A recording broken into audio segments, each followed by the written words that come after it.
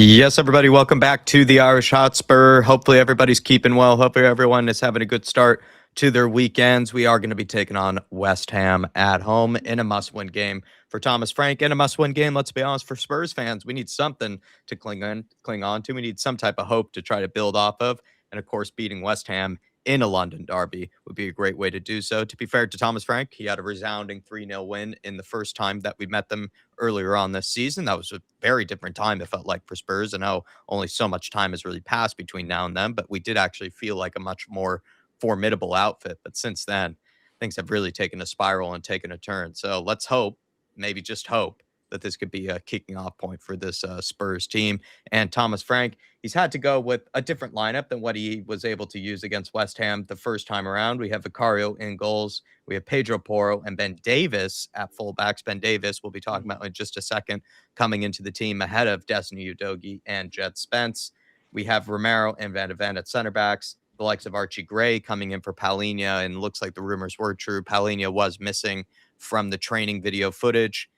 Some people thought maybe that was just due to a knock. He was going to be involved today no matter what, but it looks like it could be a more serious injury than we would like to admit because, yeah, the fact that he's not even in the lineup or even in the bench, at all is a real worrying sign. We've already lost Bentancur, now losing Palhinha. You really hope it's nothing too serious, but he is out of the team, not even available in the lineup, with Bissouma coming back into the bench, which we will be discussing as well. And then alongside Archie Gray, bit of good news here is Conor Gallagher. He makes the team. He also makes the front photo of the lineup starting coverage there. We have at center mid, we have Choppy Simmons, of course. He's going to be playing the number 10 role.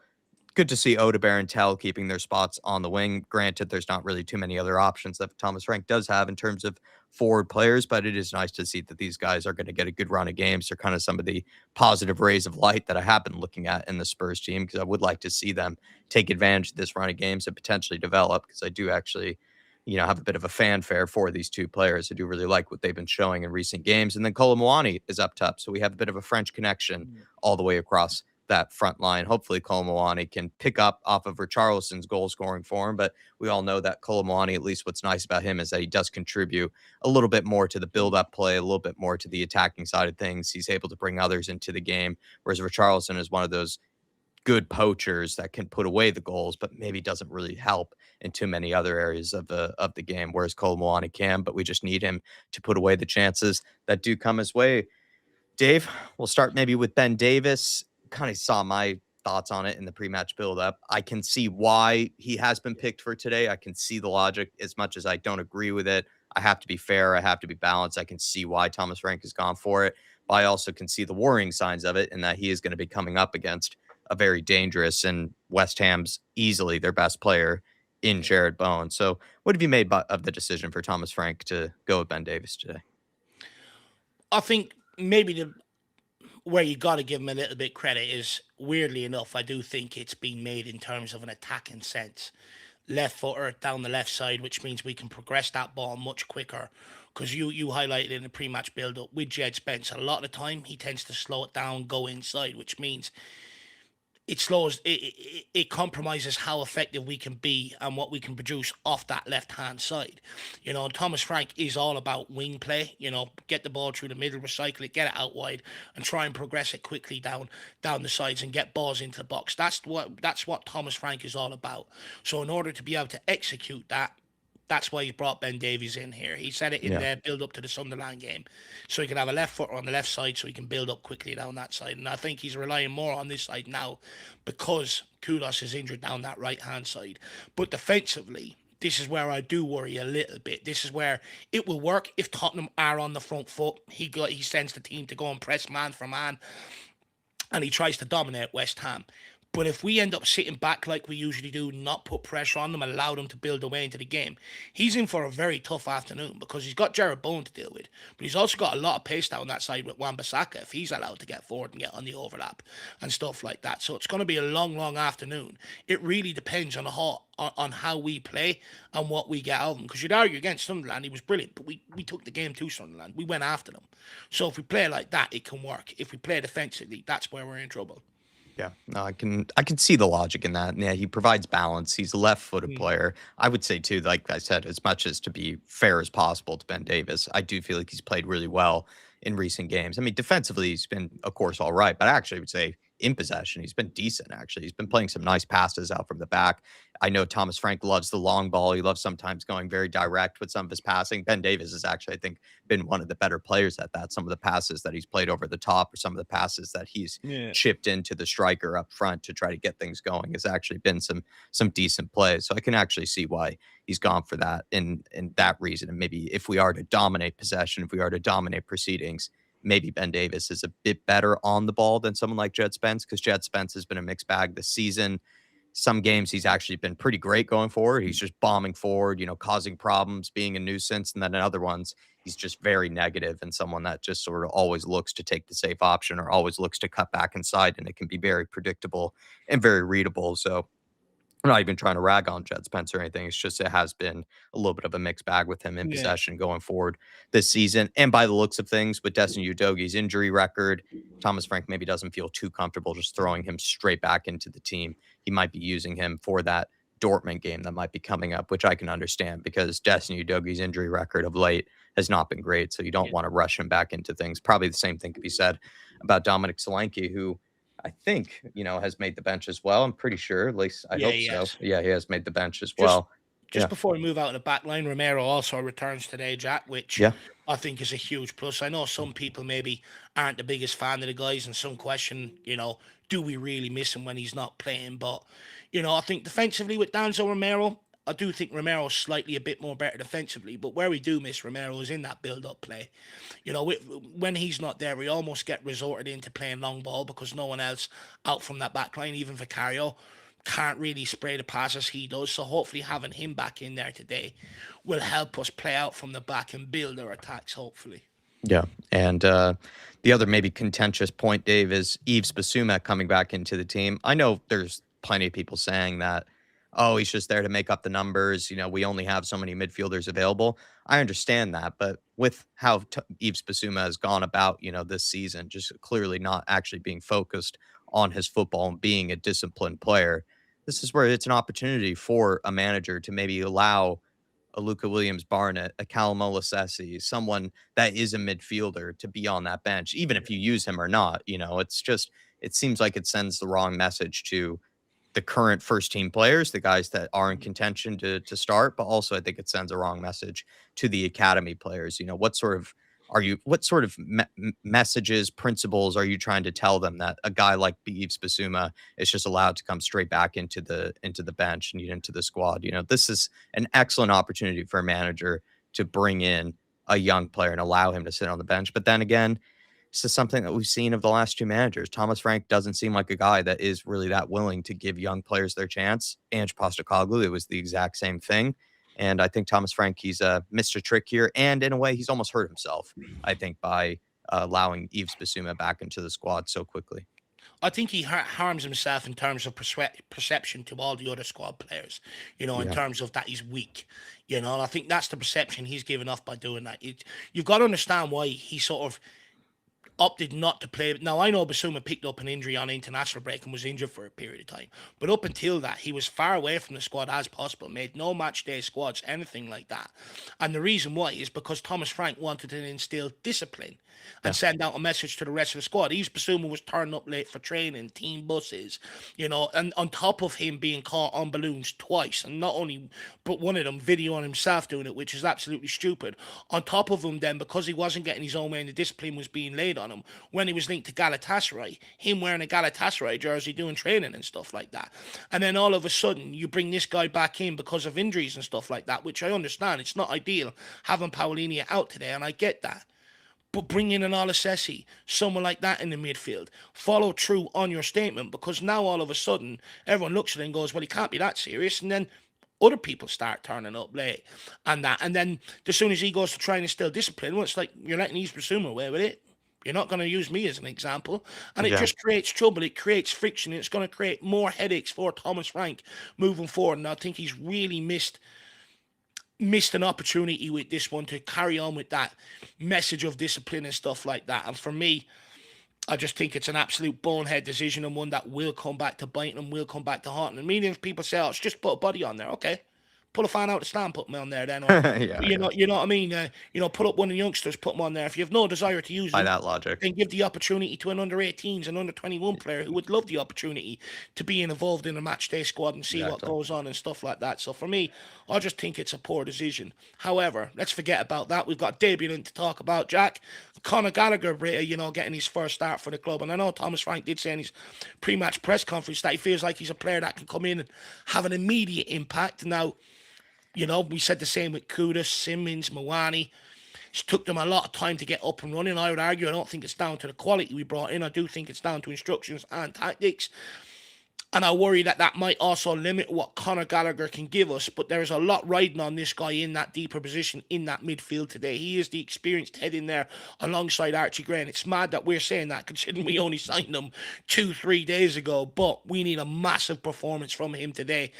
And look, he looks excited to be here. He's raring to get going, Jack. He's been on the bench for large periods of his time at Atletico Madrid. It's a World Cup year. He's going to want to put himself back in the frame as an option in that midfield. So he is going to come in highly motivated. How much of an impact do you think he's going to have on today's game? Because it does seem like with how bad things are right now, we're looking for that spark and Yeah. everyone's putting it on him like we've done with players previous.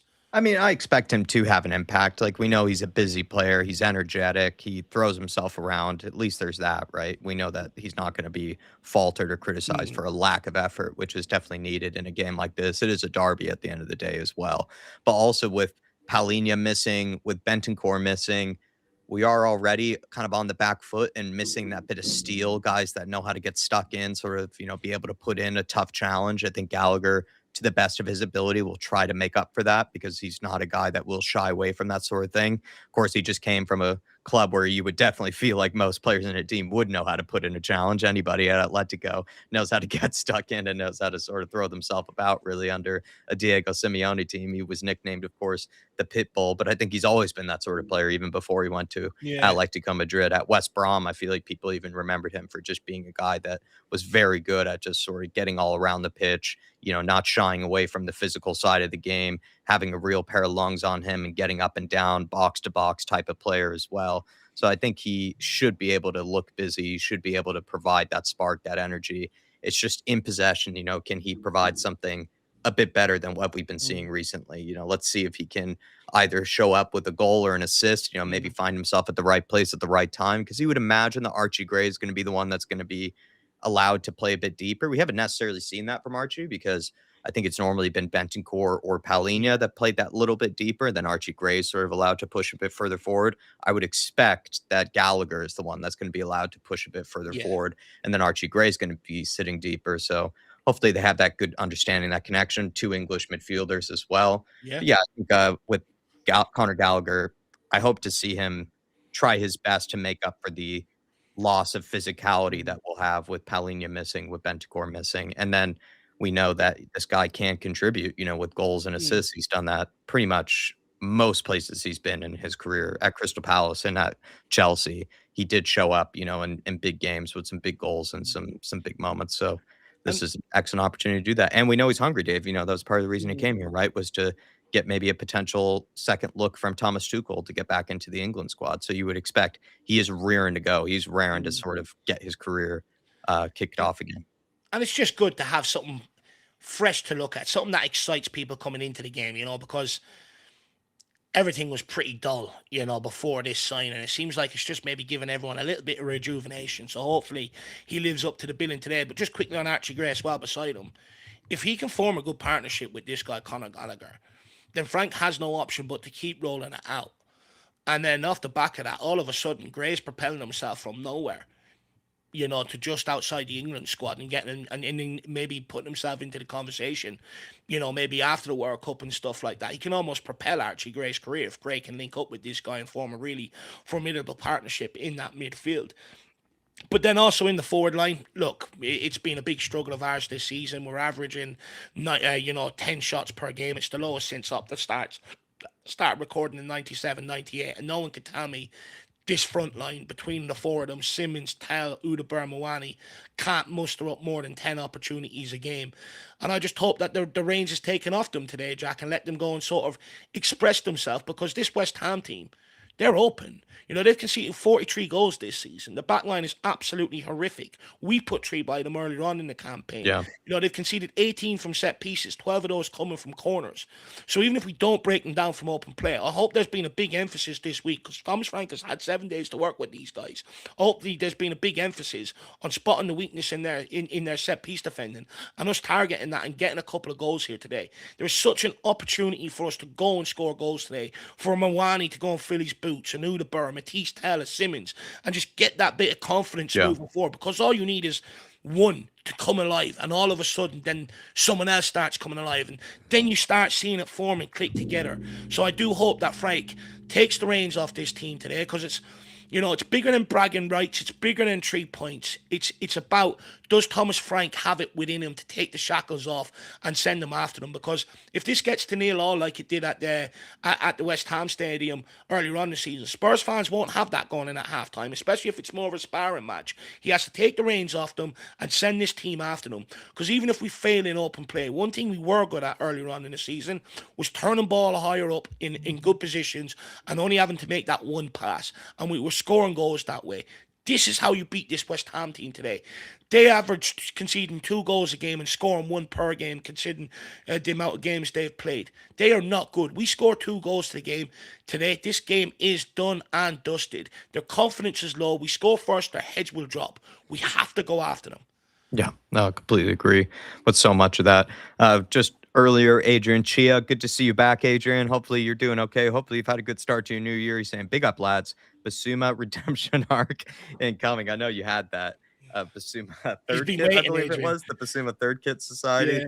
Yeah. Listen, man, like Bissouma, he's just had so many opportunities to have that redemption arc, right? I mean, how many times does this guy put out an Instagram post, saying, I'm grounded now, this is my time to sort of get locked in. He's made that post, copy and paste probably 3-4 times now at this stage. This isn't even the first balloon incident that he's had, which is just amazing to even be saying, I can't believe you're saying that about a professional footballer at an elite level, by the way. It's not like he's been here like 5-10 years either, right? And then maybe it's happened like once or twice in a long span of time. Like, we're talking about a guy who's only been here, 2-3 seasons? I think this might be his 3rd season now, or 4th season at the club. Like, this guy's had multiple balloon incidents. He's had as well multiple instances where a manager has called him out for being late.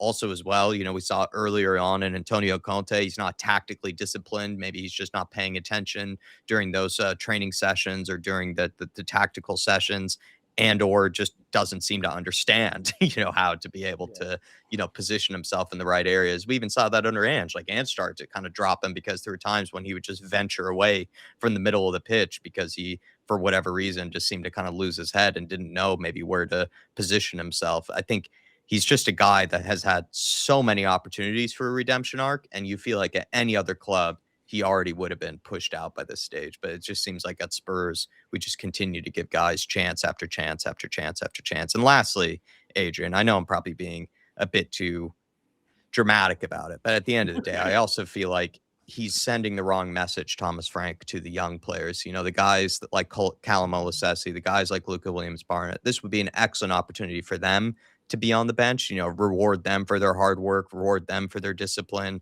for them trying to push their way into a first team spot at some stage. To give it to a guy as undeserving as Bissouma, I just think sends the wrong message really to the young players. Like, how are they supposed to be inspired? How are they supposed to take that as, the right message for them to, push on? The youngsters are sitting there going, well, if I can't get in ahead of a guy that lacks complete discipline, yeah, exactly, what chance have I ever got? Exactly. Yeah. We're not going to start looking for moves. You watch. Yeah, I completely agree. Big up though, Adrian Chia. Sorry for putting down your third kit man in Bissouma. I do apologize. You've ruined his enthusiasm, Jack. I know. I'm such a downer today. I appreciate you, Adrian Chia. Lazy 8 as well. Thank you for the link, by the way. You absolute legend, Nico. Patty Higgins is in the house. William Webb is in the house as well. If you guys can for us, please, I think there's well over 300 in the house. Do smash the like button for us. We would really appreciate it. Just sends this out to more and more people, and it does really help the channel.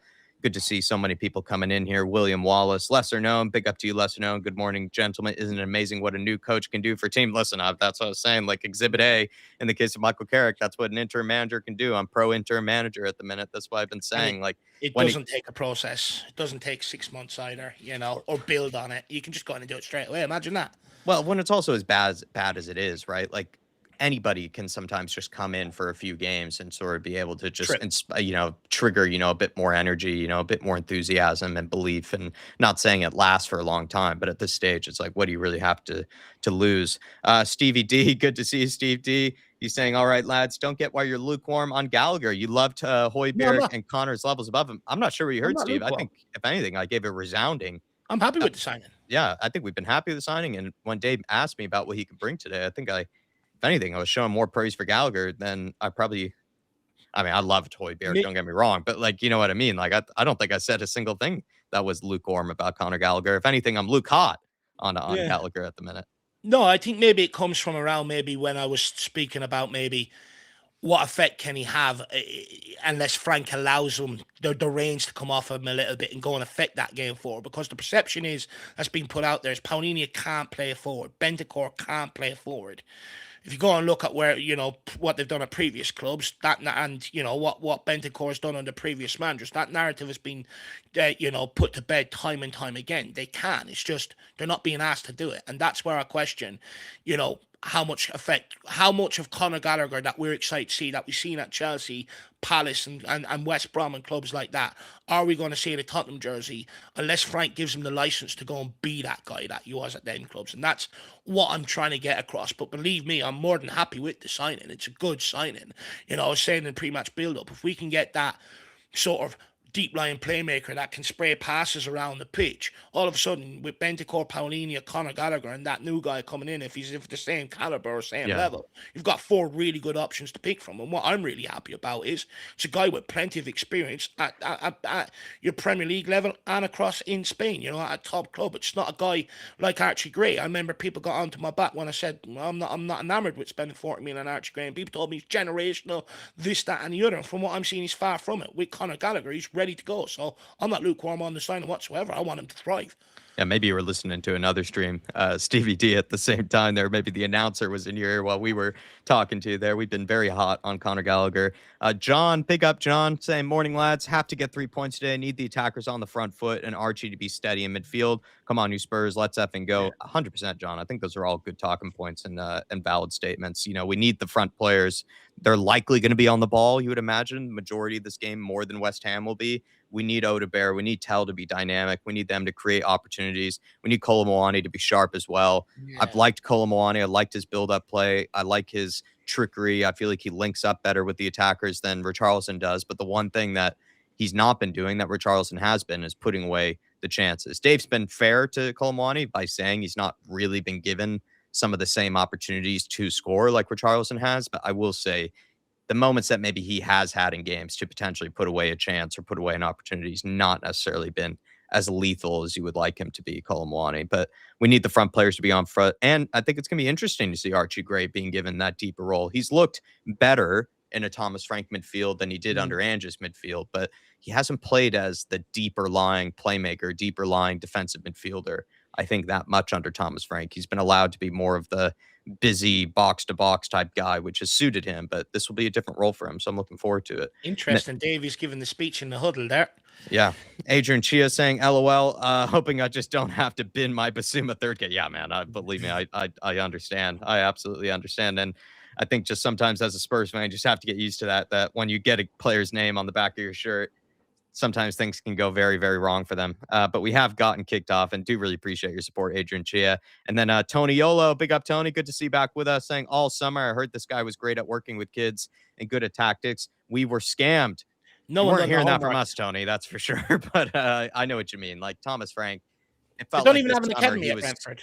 at Thomas Frank. He was like, when he first was hired, it seemed like there was just this PR stunt, Spin. by so many people to sort of label him as practically the best manager ever, and that he knows how to work with the youth, so tactically flexible, Oh can no. play front foot attacking football, all these sort of things, right? And we just have not seen that really come through at all I think the only thing that we've seen him carry on from Brentford is set pieces. And in the beginning, not really now, but in the beginning, being a bit more defensively solid. But things haven't started off well. Conor Gallagher No. looks like he's already taken a head I injury. hope it's not going to be a concussion protocol. That would be so Spursy within the first minute to be having to go off. West Ham player got booked for asking the referee to produce a yellow there, so fair play to him. But yeah, Tony Olo, look, that's people that didn't do their homework. Anyone that done their homework at Brentford, they don't have an academy. Doesn't work with youngsters. Madness. Big up, Tony, though. Good to see you in the building. I just hope that Conor Gallagher doesn't have to come off here. Bissouma, It's Jared Gillette, by the way, Dave. What you thought, Adrian Chia. Jared Gillette, by the way, Dave, is the referee. He's been arguably one of the worst referees for us. I think we've only got a 50% win ratio with him in charge. But he's also reading that yesterday. I think like we've lost our head with him almost more than any other referee. Like he's been honestly atrocious whenever he's reffed a Spurs game. You're just hoping he hates West Ham and that little bit more, lad. Yeah, seriously. They're not a very likable bunch, so... Yeah, he already did have a bit of a glum look on his face, going into this game, so you hope that he just hates both teams. Hates both teams fairly. Yeah. Oh, come on, Gallagher. Please say he can stay on. Well, if this guy's staying on, he stay down longer than Gallagher. Surely Gallagher should be allowed. Unless it's concussion protocol. But fair play to Gallagher. Getting stuck in nice and early. Didn't pull out.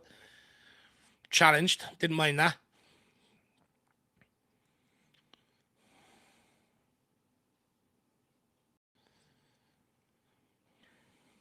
Looks like he's coming back on. Yeah. All right. Yeah. I'm going to grab some coffee, Dave. But yeah, you're going to get that coffee. Again, we're just going to put pressure on the centre-backs. Just watching them pass it now. Sitting in this rigid shape again. It's 2 minutes into the game. West Ham just recycling it across. I think that's Fernandes coming forward. Moves it on to Wan-Bissaka. Telling Davies, good pressure on Bowen there. Straight in at him. Puts it out for a throw-in. But honestly, why are we allowing them to pass across the centre-backs? Go and put pressure on the ball. These are useless. Wan-Bissaka with the throw-in here. Hopefully we can get Conor Gallagher. Is Conor Gallagher back on the pitch? Not yet. Oh, he is. He is. Okay. Good ball into Mawani. Mawani tries to flick it onto Simmons.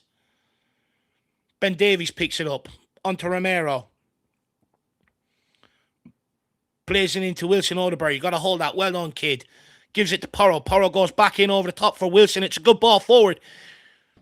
And that's a Tottenham throw-in. That'll do. That's good play from Tottenham Hotspur. I really like that from Wilson Odegaard because remember against Brighton earlier on in the season, he got caught in a similar position. Porro picks it up off Wilson Odegaard, delivers the cross, falls to, oh my lord, Matisse Tal! He flashes it over the bar. I think Simmons took a strike, goes across the box, completely Fluffy's line. Matisse Tal from about, you would argue about maybe 10 to 12 yards out.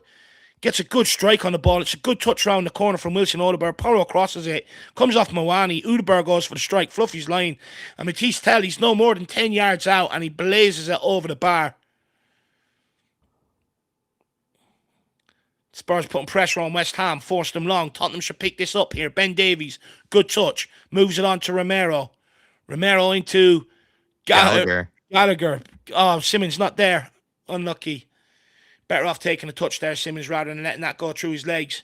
Mawani getting pressure on Arbeloa here. Tony Yolo saying he's showing respect, Dave. I know. It's annoying. Maybe, hopefully that was just because Conor Gallagher was off the pitch. Good ball here into Wilson Odegaard. Wilson Odegaard. Can he get there? Simmons unlucky. Picks up the throw-in. Good energy in possession, though. That's what I do like. Yeah, would you say a positive start, Dave? Yeah, positive start in possession. Matisse Tal here. Looks to go at his man. Oh. Laid off. Ben Davies crosses the ball in to the back post. Can Mawani keep it alive? Oh, it's a poor ball to Porro. Come on, Mawani. There's the confidence gone, kid.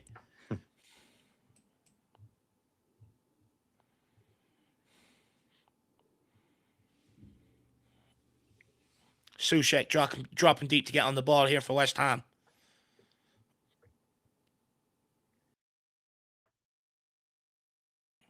Simmons now putting the pressure on Mavropanos. He plays it into Wan-Bissaka. Pump it long to Jared Bowen. Van de Ven deals with it. Matisse tail, good pressure. It's got to be our throw-in.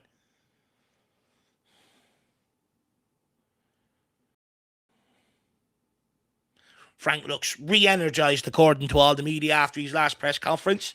He does look like he's young. He's had some good Botox or something. He's The bags took, under his eyes aren't as yeah. big. He was looking 15 years added onto his life with the pressure. Now he only looks 10. Yeah, he's looked like me for the past few weeks after a night out. Tottenham go along there, just kick it straight back to West Ham.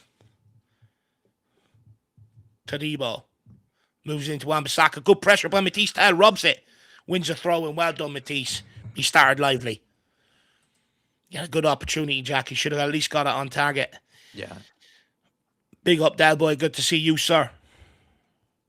400 in-house, guys. If you are enjoying the game today and enjoying yourself with us on the watch along, keep please smashing that like button. Romero moves on to Mickey van de Ven here. Thank you for all the support, everybody. Thanks for joining us today. Sorry that we couldn't get to all of you in the beginning. I started things off a little bit late, but really do appreciate you guys all being here with us. Appreciate you all. Maybe that's why they enjoyed the conversation, Jack. You never know. Davies. Ben Davies on to Van de Ven. Good ball into Conor Gallagher. Good ball down the line to Odebear. Wilson gets the ball stuck under his feet, picks up a corner kick here off the line. I was not blind. Thank you. Corner kick. Let's go. They've conceded 12 goals from corners this season. This should be an opportunity here for Tottenham Hotspur. Yeah. Remember the last game that we had against them, just the amount of fouls that they got away with in the box against us too. Remember the referee let them away with a few. Here. They're useless at defending them. There's the assistant manager, Johnny Heitinga. Aston Villa centre back. Well, I remember playing with Aston Villa anyway. Or was it Fulham? One of the two. I think they said Everton and Aston Villa, yeah. Matisse Tell on the corner. It's not a bad delivery, to the back post. Romero tries to keep it alive. Tried to climb. Off his head by Mavropanos or the new striker even, and he just clears it. What a touch by Pedro. Good control there. Just plucks that one out of the air, lad. It's like he's wearing pillows today. Wilson Odebear being deployed deep to defend there. Xavi Simons switches it over to Romero. Good ball. We don't need to slow it down, Rami. Moves on to Porro. Or into Conor Gallagher. Gray. Mixter. Xavi. Good ball down the outside of the foot from Xavi. Good idea. Now get the pressure on here. Well done. Win this, Benjamin. Win this, Ben. Oh, it's too soft. Cyrus. Just come off Bowen's head. Idiot Wan-Bissaka letting that go out. Thank you very much. Ben Davies gets on with it quick, though. Oh, Jesus. I don't even know who's launching that, too. Conor Gallagher trying to get stuck in. Does well. Done. Great Good challenge. El Pitbull. Pedro. Porro, get your head up. Heavy touch from Pedro. Lets himself down there. I think it was deflected, but he let himself down with the heavy touch. You're right. West Ham trying to put it in behind. Romero, good challenge. Good interception. Good touch as well. Vicario. Mickey van de Ven. Romulus. Trying to suck West Ham onto us now.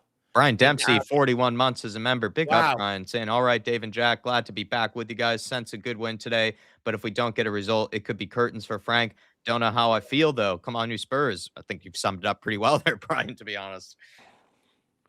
Big game today. Look, I think from the perception the board are giving off, with their actions, bringing in Heiting and stuff, it looks like they're going to persist with him. And with some of the articles the journalists are coming out now with, seems like they're going to persist with him regardless of results today.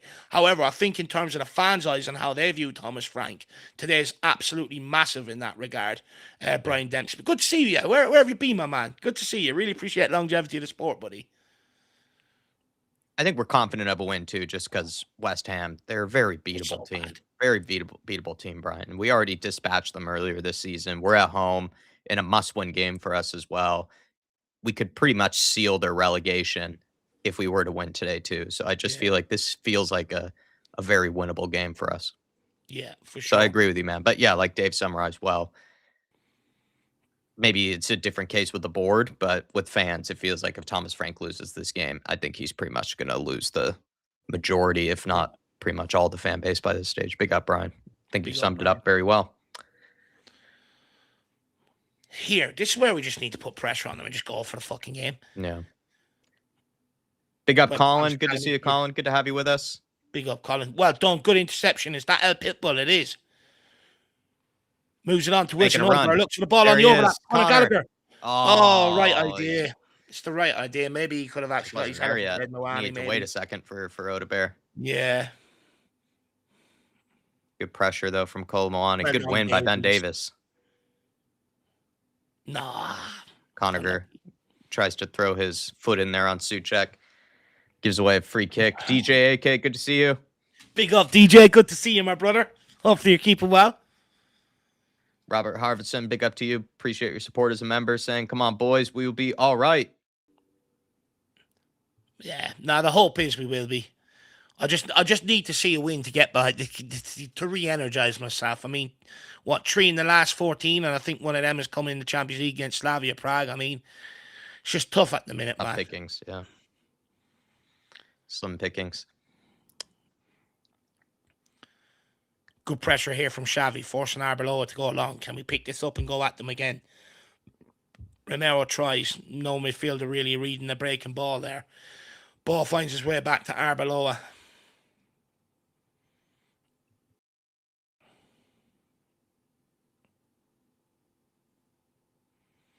West Ham go long.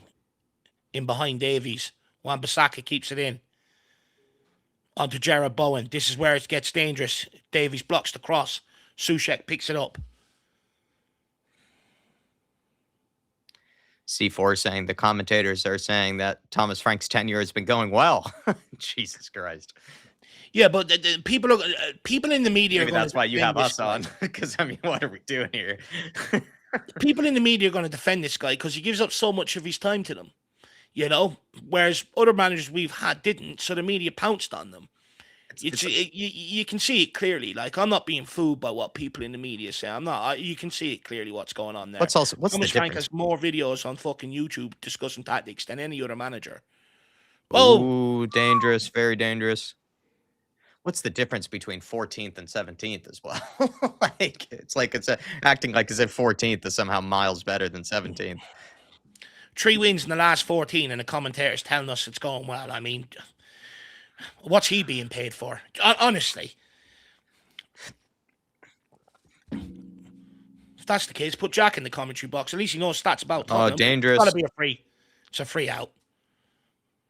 That was dangerous, though, the way we were trying to build out, though. Ben Davies should have probably just gotten it cleared instead of playing it to Van de Ven, because Van de Ven was always going to be put under pressure. This. Yeah, I mean, he got stomped on. Good. Huge risk there from Mickey Van de Ven, though. Sometimes you clear your lines, man. Yeah, both of them should have just cleared it. Both him and Ben Davies. Romero, poor.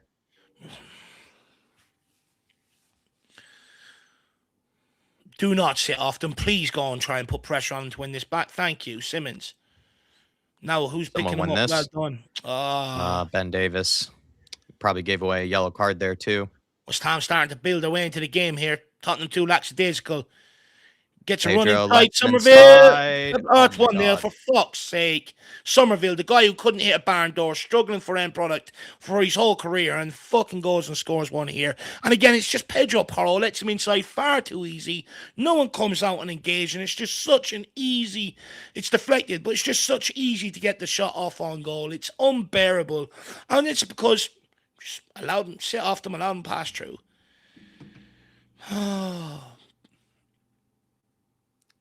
Midfield was non-existent there either. Porro here. Go and engage the ball, man. It's crap defending from Pedro. So easy from Pedro Porro. And Conor Gallagher as well, to honestly kind of lets him inside there. Pedro Porro, just too easy. Don't let him cut inside. Conor Gallagher doesn't close down the angle well enough. And it takes a nasty deflection off Van de Ven. Oh, for fuck's sake. Takes a very unlucky deflection off Van de Ven, but 1-0 down already to West Ham. Beforehand. You know, the warning sign was there just 1 minute beforehand. It's bad when West Ham are creating more opportunities than you. It's bad. Oh, who's this down now? Ben Davies.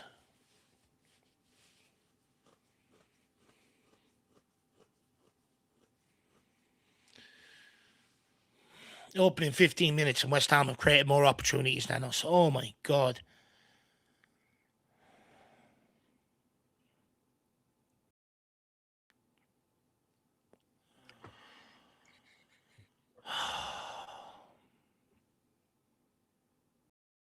Well, Johnny Heitinga, is the new assistant manager who's in charge of the defense, has already conceded a goal to West Ham inside 15 minutes.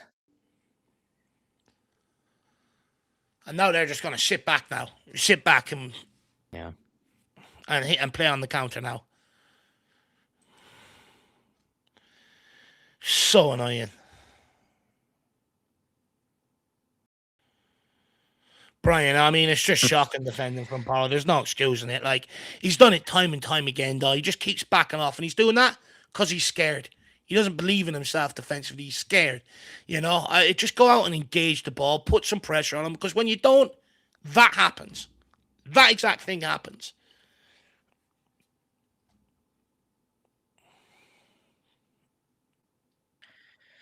Artist T is saying, not even 5 minutes ago, I was saying that we need a goal now because they're starting to get into the game. We just never learn. No. It's But even the chance they created before that, we sat so deep and just allowed them to work it, build away, and get comfortable. It's not the way you should be starting games. You should be sending them man for man press at home. Look to put the pressure on them early. It's so infuriating. Ben Davies looks like he's taken a pretty serious injury. So Honestly, infuriating. though, like, also, it's just, I mean, it's a minor talking point, but the fact that Ben Davies has been gifted a contract extension when he's been played only 2 games this season, he's been injured all season, he's gotten another injury here, and we've given him a contract extension. It's just, can't make it up sometimes with this club. The good thing is, it's the only positive, I suppose, is they scored early and gives us a chance to try and get maybe back they've into scored it. too early. Maybe they've scored too early, West Ham. Eddie says, 11 men behind the ball against Nuno's West Ham. Yeah. What have we become? Sack this guy already, proven Yeah. he can't hack it. I mean, I agree, Eddie. a team that's, won once on the road all season, you know, and this is the way we play against them. I mean, it's just a joke, Eddie. It's not necessarily been totally 11 men behind the ball. Like, we have been at times putting pressure on them, Eddie, but that should be frustrating relentless, the opening 10, 15 minutes. Don't not you can choose, you know? I totally agree. I was going to say is, like, under Thomas Frank, though, when we have pressed against teams, I think we've done it plenty of times this season, but when we have done it, there's not really any sense of organization and cohesion about it. It just sort of seems kind of random. It almost seems like there's pretty easily a way to work around us when we press, whereas under Ange or under previous managers that look to press, there was always a difficult pass, for them to have to play. Whereas it seems like it's pretty easy for teams to play around us when we press, which suggests that Thomas Frank just has no real idea of actually how to coach a pressing team, to be honest, Eddie. So I wouldn't say it's exactly 11 men behind the ball, but when we have been putting pressure on them, we look far too easy to pass around and to break through, to be honest, Eddie. So I agree with you for the most part. And yeah, I want him gone. And then Tony Yolo saying, is it too soon to settle for the point? No. I'm sure there'll be people that snap your hand off for it now, the way this looks like it's going to go. Jed Spence has come in for Ben Davies. It looks like Destiny Udogie must really not be ready or fit, because you think Destiny Udogie would come in. You made that point in the particular lineup, to be fair to you. You question how ready he really is. Good turn on Xavi Simons. He's got to be a free. Thank you, ref.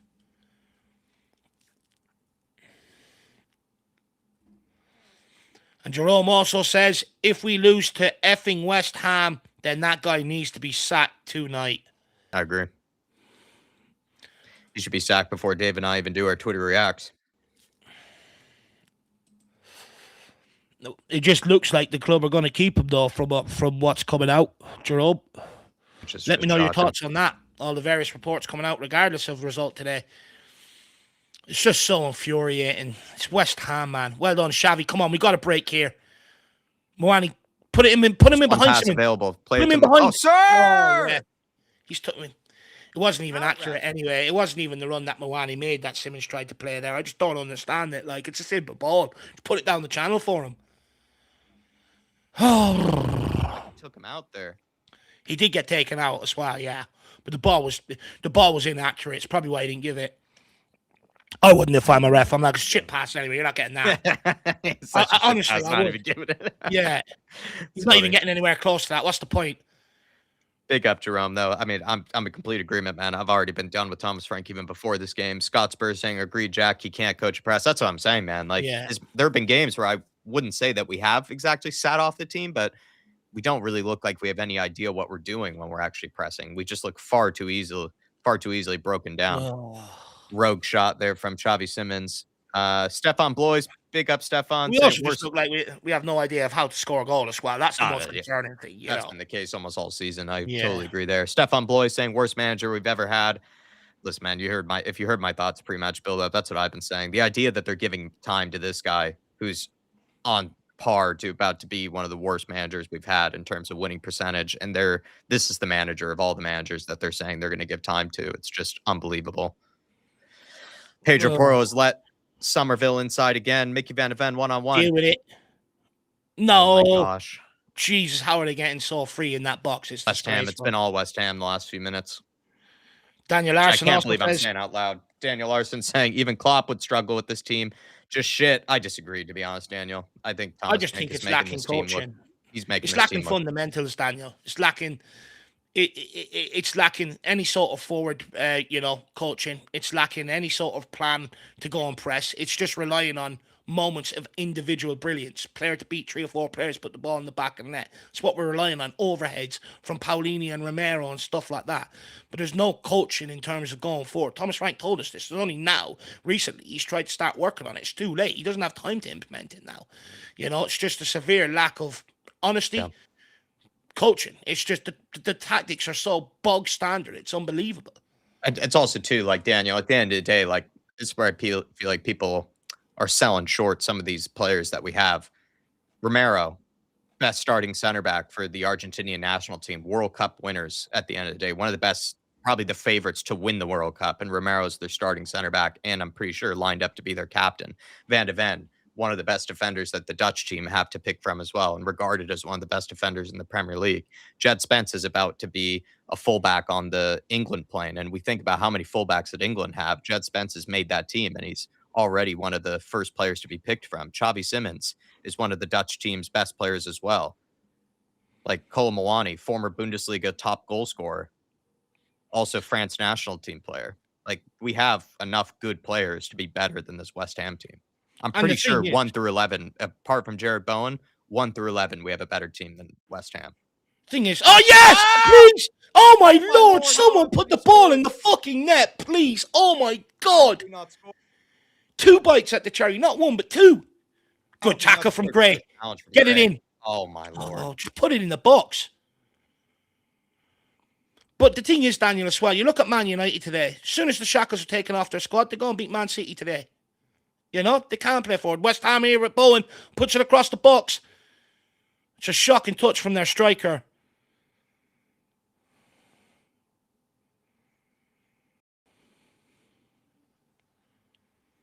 So open there. Just Romero left back there. Everyone else is gone. This line is even higher than Andrew's. Shocking touch there. We got away with that. Brett Loft saying he's had a week to prepare for this, Dross. Yeah. Oh, Wilson Odegaard should have scored that, and then Spence trying to tuck it in underneath Arbeloa, and it's just blocked. Good save. Spence should put it away. Odegaard should put it away. I would say with Spence, it's a harder finish. I wonder what the atmosphere is like now in there, especially off the back of the process. Well, good Spurs fan there, good Spurs fan. No, deal with it. Oh, my Lord, you're lucky not to be 2 down. Should have scored again. Tatty has missed another sitter. That's twice this guy has missed a sitter. We could be 3 down right now. He has missed 2 goals from like fucking 2 yards out, this guy. Moani's got to do better at the back post there as well. He can't just let him come flying in for a header like that. Could have conceded there. Also, like, when a player gets the ball and we look forward, there's no, like, put it here or put it there. Do you know, there's just nothing about it. Everyone's just left to make it up their own devices here. Daniel Larson saying the players should not need effing tactics to beat West Ham. I understand, Daniel. I will say, like, most Premier League teams, they have a good manager in Nuno. And also most Premier League teams, you do need some sort of tactics. If we're talking about like Tamworth or something like that, I would totally understand that logic. But at the end of the day, they are a Premier League outfit. West Ham. They still will be able to hurt you. Like, you do have to have some semblance of idea what you're doing. And the thing is, if they want to get picked, they have to. Oh my fucking Lord Jesus, Xavi. I mean, But you're the being thing is, proven Daniel, right if to they want to some get extent, picked, Daniel, when they're putting passes out of play like that. they have to work within the framework that they've been given as well. If they want to play, whether they agree with it or not. But I mean, it's simple things like Simmons there. I mean, doesn't help the cause either. Oh man, it's West Ham. Here we go. Oh my God! Jack, See we what I just mean? missed There's a just tap-in, no says Tyler. I cohesion. mean, West Ham have missed 4 tap-ins, Tyler. Like, even there, simple. Xavi Simmons is running with the ball. I think that was Matisse Tal. Just runs alongside him like this. Make a different runs to give him an angle to play the ball. Your boy, Jed Spence, missed a tap-in, Tyler. Go on, Matisse. There's space there. Oh, my God. Oh, we got that back. Nice one. Conor Gallagher. Onto Porro. I mean, you're calling Jed Spence then shit, Tyler, and that's your boy. It's a good ball by Porro. No one in at the back post getting on the end of that. It's a weak attempt there from Simmons to try and get on the end of that. Well done, Spence. Gallagher, get turned. Open it up. Oh. Archie Gray with time and space now. On to Tell. He's looking to have a go again. He's been bright as a shot. Flashes across goal. Ugh. It's going to be a long afternoon, Spurs fans. Eddie Joker Davis said this would be a tricky game with Nuno and West Ham fighting to survive, but this is getting sad now. Why am I always right? But the point is, they haven't been fighting under Nuno, Eddie. That's the thing. That's the annoying thing about it. They've made a very feeble attempt at it.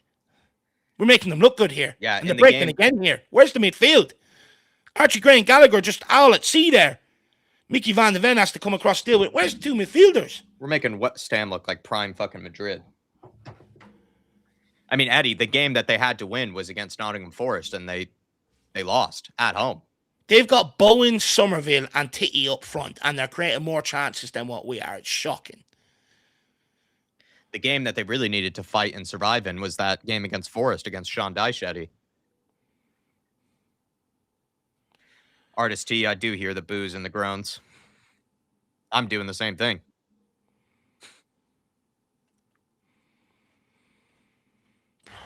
And then Daniel Larson saying, love you guys. I'm Frank out, but I think these players need a slap as well. No, don't get me wrong, Daniel. I'm not trying to defend the players too much. I do think Thomas Frank has just made them worse than they actually are. Shit layoff. It's a shit layoff. Picks it back up, though. Can he carve one in? Bless. Corner kick. Play it across, man. Get it out of your feet. And Daniel, by no means are we sitting there saying this squad is perfect, by the way. It's not. But I would argue a better manager will get better out of this squad. For instance, not worse than West Ham. Like, good managers will paper over. Like, no manager at Tottenham has a perfect squad, but good managers paper over it. Poch, Redknapp, Martin Yole, Conte, Jose Mourinho. This guy, he's just useless. Absolutely useless. Big up, though, Daniel. And we've also got the Big D. Oh, the Big D. Good to see you, my man. Really appreciate support. People defending Frank mystifies me. Last good performance was against City, and you can't tell me our players are worse than Fulham, Sunderland, Forest, and look, Jack has been trying to hammer home at this point for absolutely months now at this point. I mean, you're singing off my hymn sheet, Big D. See if we can score here. Matisse now with the delivery. Oh. We're making West Ham look mild. We're making West Ham look like prime Madrid, Big D. There's not a single West Ham player apart from Jared Bowen that I would take in this team. Not a single one. No. That's the thing. And we're making them look competent. Can't even put a fucking good cross into the box. Jesus Christ, how many more attempts do we need? Oh, Matisse is trying too much now, almost.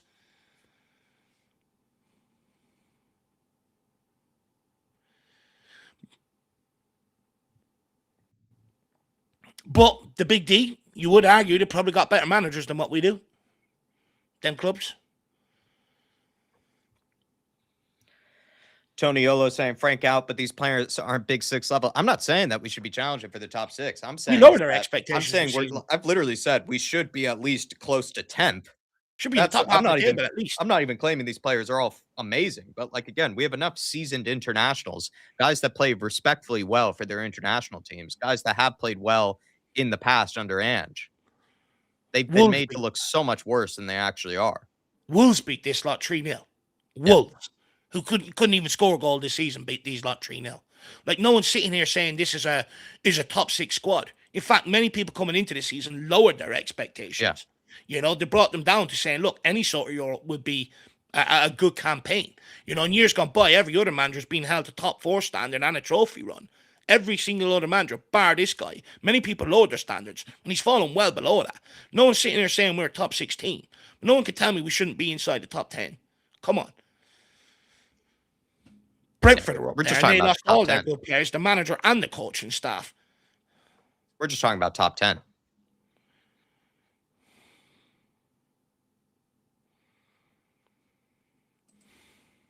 I would be in complete agreement with you if we're talking about the top 6. But top 10, that's what we're asking for. We should always be above Fulham. Fulham is a bunch of misfit toys. Yeah. They have Raul Jimenez, you know, they have Alex Iwobi. Iwobi, that says it all. Traore couldn't hit a back. Fulham have Adama Traore in their team. It's a bunch of misfit toys from Toy Story. Oh. And they've looked miles better than us this season. I mean, it just has to be the manager. There's not a single Fulham player, I think, apart from maybe Iwobi, that's even plays for, you know, what is it, like Iwobi and Jimenez. They barely have any international players on their team. We were better going forward last year with worse options.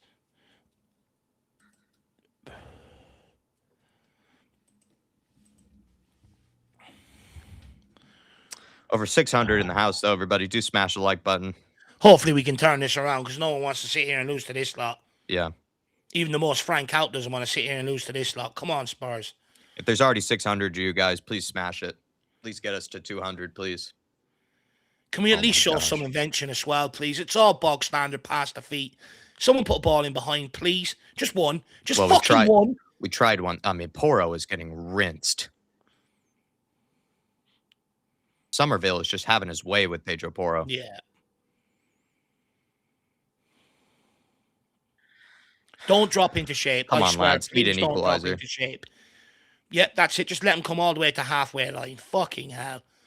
Spence on the recovery there. Back to Vicario. Vicario, that should be an easy pass to Archie Gray, does it? Gives it to Romero. Romero, can we move this quickly?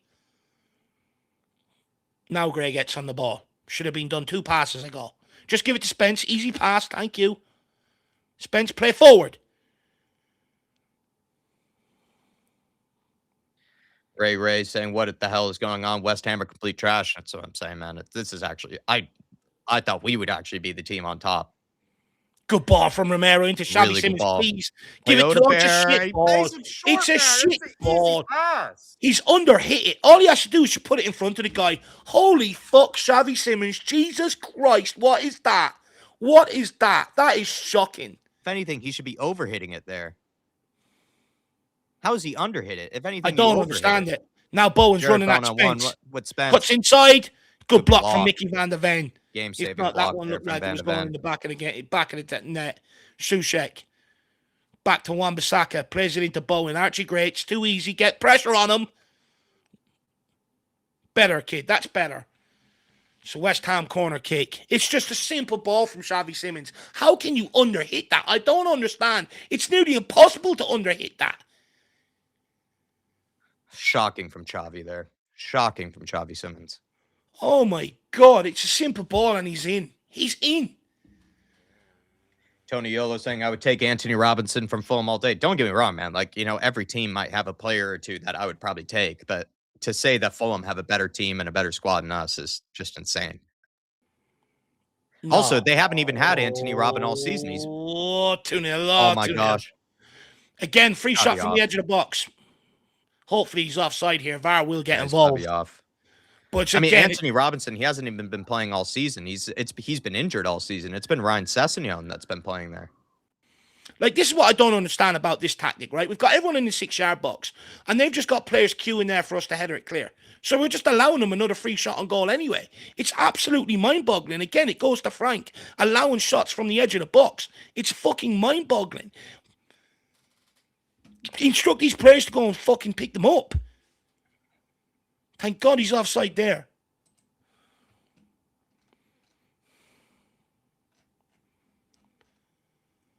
Come on, Spurs. Yeah, like I'm saying, Tony, they haven't even been able to use one of their best players in Anthony Robinson.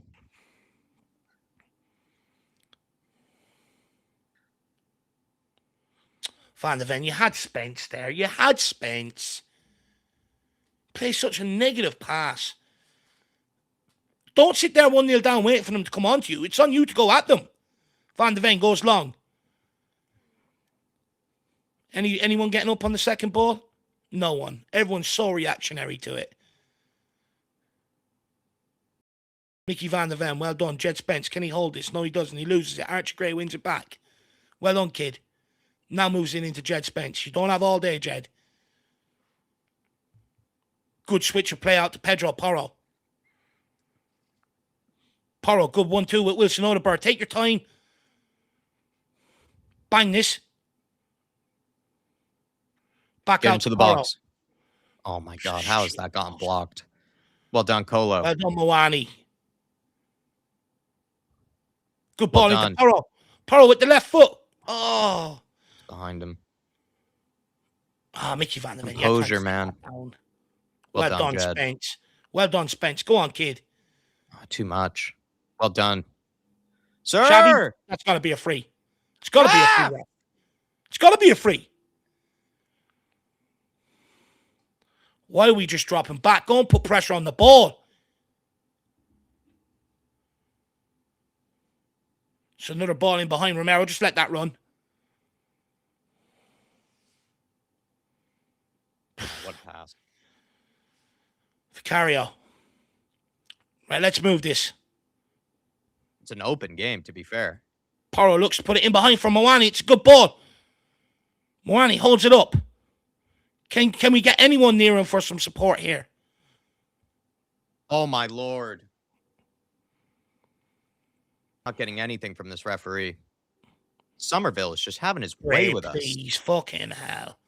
We can't get a single challenge in. Ref, you've already given them the advantage. We are getting effing peppered by West Ham. Get him the F out. I'm sick of this shite football. That's what I'm saying, Jerome. It's weak.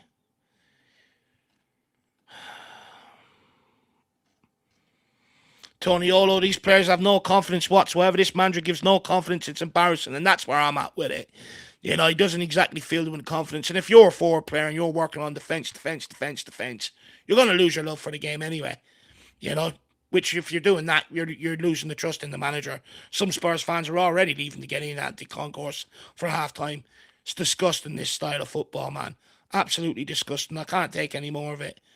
Ray says sack him right now. Don't wait till halftime.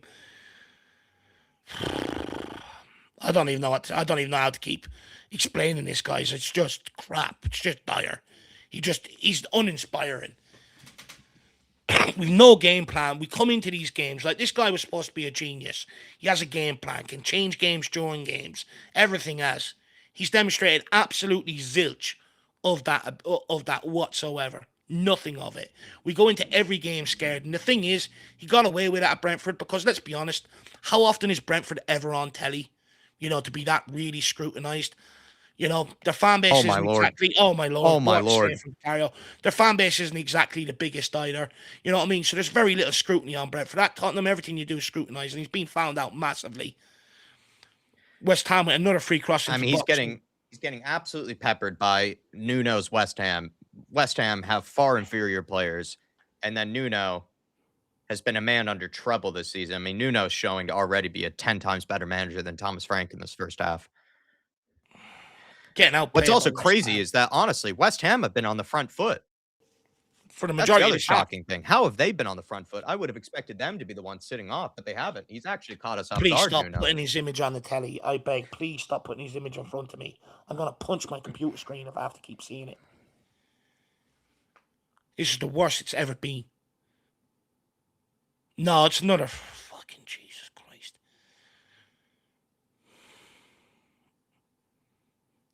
Look how slow we are to push out as well. Should be rushing out there. Play them offside.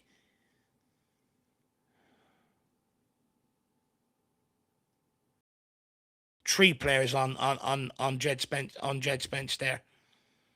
Now get it back over to left back, Jed.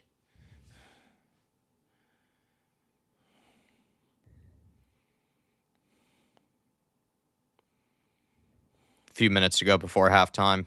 Please give us your thoughts at halftime, everybody. This could not have gone worse, to be honest. We're actually, the only positive is that we're not 3-0 down. Yeah. Because we probably should be. Just lay it off, Tel. Thank you.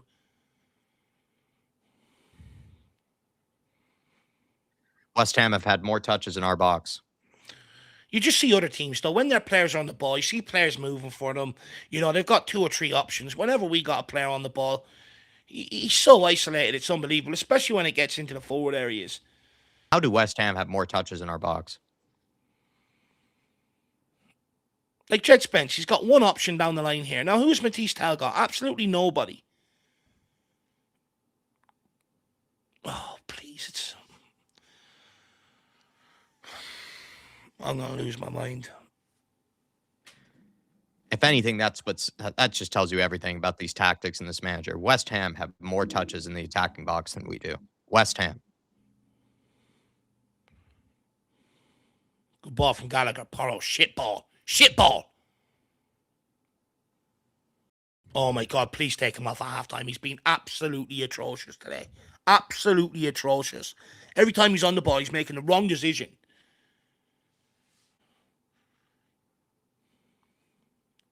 We see nothing from Conor Gallagher because he's just not asked to do anything. It's a joke. Dropkick Your Teacher saying today one team is clearly playing for their manager and seems to love him. The other one is clearly clearly doesn't want their manager and wants him gone. Well, I wouldn't say they're playing for him. Like, they've got a common cause to try and get out of there. Like, they've all got a reduction in wages coming if they get relegated at the Championship at West Ham. So that'll galvanise a lot of them players anyway. But, from our case, we're just not playing for the guy. It's clear to see. It's clear to see. They're just not having him. They're not inspired by him. The reports were already out there months ago. Players asking Thomas Frank to stop focusing so much on the opposition. If you're some of these players, do you really want to sit there all week and be told how great West fucking Ham are? How great Wolves are? Bodo Glimt are? I mean, come on. Like, I'm not saying we have to go and attack every game. Yeah, there's going to be some games, when you're playing teams higher up the table where you do have to be a bit more pragmatic. Yeah, fine. But not every fucking single game. Oh, my God, Archie. That is pathetic from him trying to get up and win that header. That's absolutely pathetic, kid.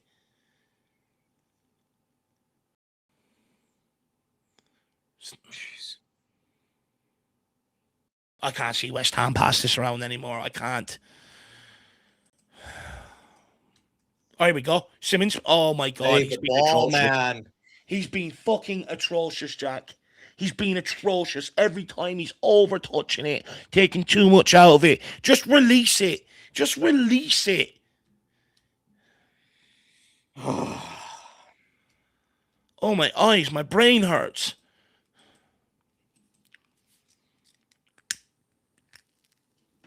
Eight minutes. Yeah, fairness, there's been like 3 injuries, isn't there? Yeah. Udeberg, good touch. Lays it off to Gallagher. Gallagher into Porro, and he fucking does that. Take him off, please. He's atrocious. Porro's been shocking. He's been atrocious. Porro's been shocking. Please take him off. Anytime he touches the ball, it's just breaking down at him now.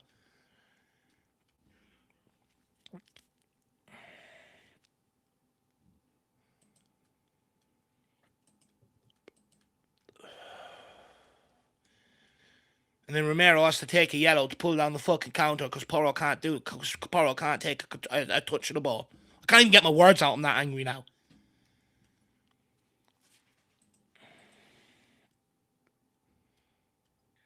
Tony Yolo, I was Frank out when he sat back against Bodo Glimt. Yeah, I remember Dave losing his rag in that game. Monaco as well, right? Sitting back against Monaco. And they were in shocking form at the time as well in the French Yeah, they league. were under a brand new manager. It was the manager's first game in charge, and they absolutely dominated us.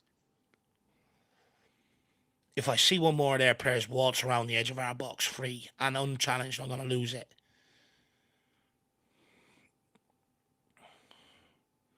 Free cross. Man on tell. Well done. Good ball. Oh, it's over. Guys, every pass over hit, under hit, over hit, under hit, over hit, under hit. Please. No. Why are you laying it off? Get forward there. Jed. Play him, play him, play him. Every pass is over hit and under hit. Again, Travis Simmons was wide open there, and he somehow finds a way to play it to a West Ham player. I can't even tell which fullback's been more shocking between Jed Spence and Porro.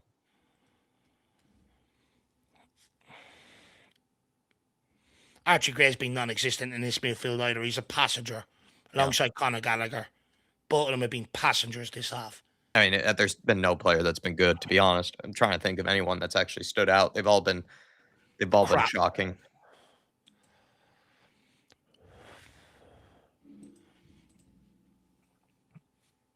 We got lucky with that one. Play it. Well done. Pedro Porro, please pick out a pass. I'm begging you. Oh, my Lord Jesus Somehow Christ. misses every single Spurs player. Oh, my God. You have 3 players in the box. Misses all of them. Please.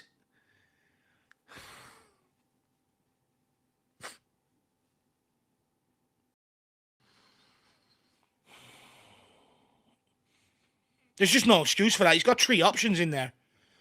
If I see Archie Gray standing around that midfield again, I'm going to lose it. Somerville 1-on-1. Good defending. Romero, what a challenge. That's a free out. It's got to be a free out. Ref.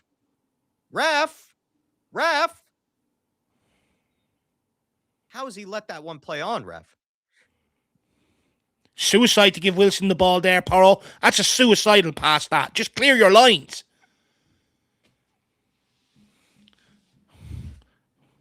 Again, let's watch West Ham pass it around the back. No pressure on them. Everyone's sitting in shape here now. Oh, my Lord. Leighton Evelyn saying this is bad, lads. Putting it lightly there, Leighton. Very lightly. We're very controlled in that regard, Leighton. I thought you'd be losing it by now. Yeah, that's why I call you my favorite happy clapper, Leighton. Again, it's another free pass down the midfield. Can someone please get stuck in? Archie Gray. It's a good ball to Wilson Hotspur. Does he have the pace to get there? Sergio Somerville is having the game of his life. Oh, my Lord.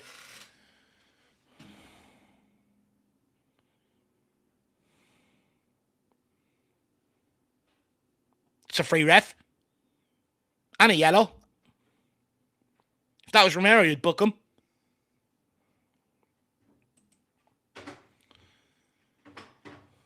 No wins in the last 11. Dominating Spurs. Frank, please get out, says Alpen. Yeah, man. I mean, we're losing to literally every team at this stage. This is why I'm just pro Frank out and pro interim manager. Like, we should not be... Again, we are losing to every single team at this stage. We drew with Wolves at home. We're now losing to West Ham after beating them 3-0 earlier on the season. But what do we expect? This West Ham team has only gotten worse since What do we expect? Last year was bad, and we hired the only guy that Ange done the double over. You know what I mean? Yeah. Madness. What do we expect? Better get a good delivery in here now. Nope. It's a shocking under hit one. Oh, my Lord Jesus. Can anyone lay off a ball for a shot either? Oh, my God.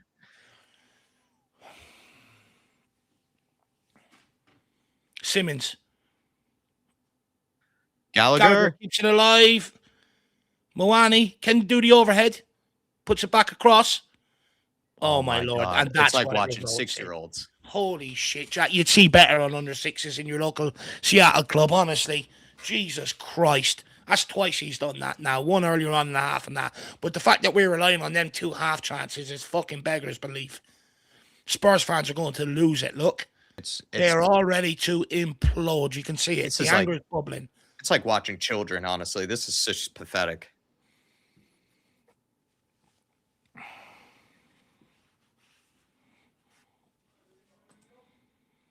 Spurs fans leaving in their droves to get into the concourse. They can't take it any longer. Honestly, Going to drown their sorrows. they should be selling cigarettes and vodka in the fucking concourse.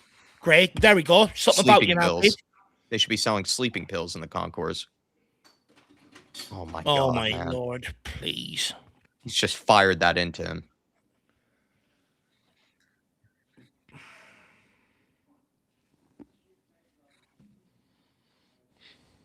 And again, this West Ham team, they have looked clueless all season, and they're just passing rings around us. Rings around us. They've had no problem at all breaking us down. No problem at all. It's not even inventive what they're doing. It's a Nuno team. Like a Nuno team usually never has possession. Well, I mean, we've seen what Nuno done with Kane and Son at this football club. Do you know what I mean? I mean, you should never really be broken down by a fucking Nuno team. It's shocking. Exactly.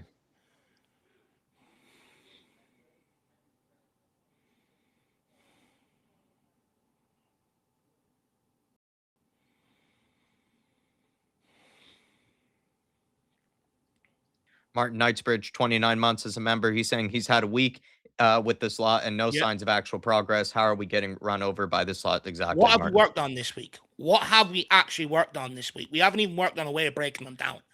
We've worked on absolutely nothing by the looks of it. Good ball by Porro here, though. And again, no one there. Absolutely no one there. But to your point, Martin, I mean, what has he worked on?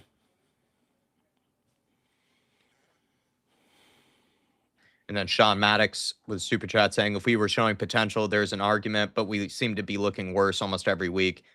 Just as bad every single game. Hashtag Frank out. It's exactly my points, Sean, is that we just seem to be looking worse and worse and worse. I just don't know how it could get any worse watching this crap. Sean. We're just relying on punt balls down into the channel. It's all this is.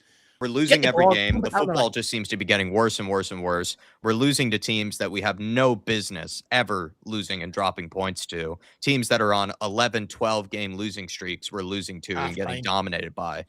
I just don't see how it can get any worse, Sean. That's why I'm pro interim manager. It's why I would just bring in anybody. I'd bring in Dave. I'd bring in his missus. I'd bring in anybody to be. I'd allow the players just to coach themselves at this stage. There's no reason it should be this bad. And I'm saying I'm not even the standards I'm at. I'm like talking top 10. There's just no reason for us to be this atrocious. It's absolutely shocking. It's absolutely shocking. I mean, what, 3 wins in our last 14 and a half games of football now?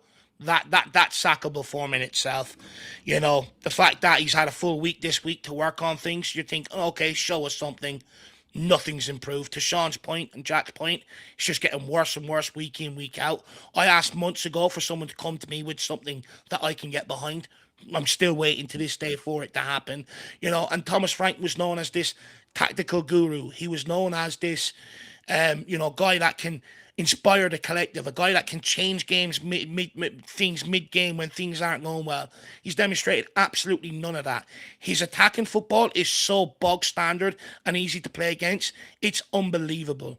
Now, yeah, I'm not saying the squad's perfect, but literally all we're seeing is the centre-backs and the midfielders moving the ball from left to right, and then one long ball down into the channel, and then try and pick up a throw-in or a corner kick, and try and go and score off that.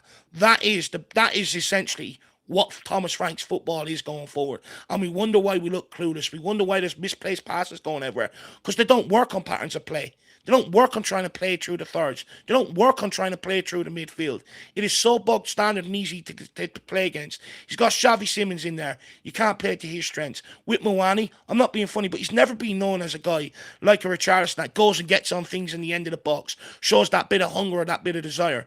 He's a guy that you're playing behind, play to his feet, stuff like that. We're not even doing that. We're just going long ball. You know, the fact that Nuno's West Ham team have come here, they've conceded 43 goals this season, 18 from set pieces, and 12 of them from corners. And we haven't even tested our goalkeeper once, is absolutely shocking. And the fact that we could be sitting here 4-1 down and they're like 13, 14 points behind us, sitting deep-rooted in relegation, lost 3-0 to Wolves, struggled to beat QPR at the weekend, and we're making them look like prime Real Madrid is absolutely shocking. But the tactics, again, were wrong from minute one. Respecting the opposition again from minute one.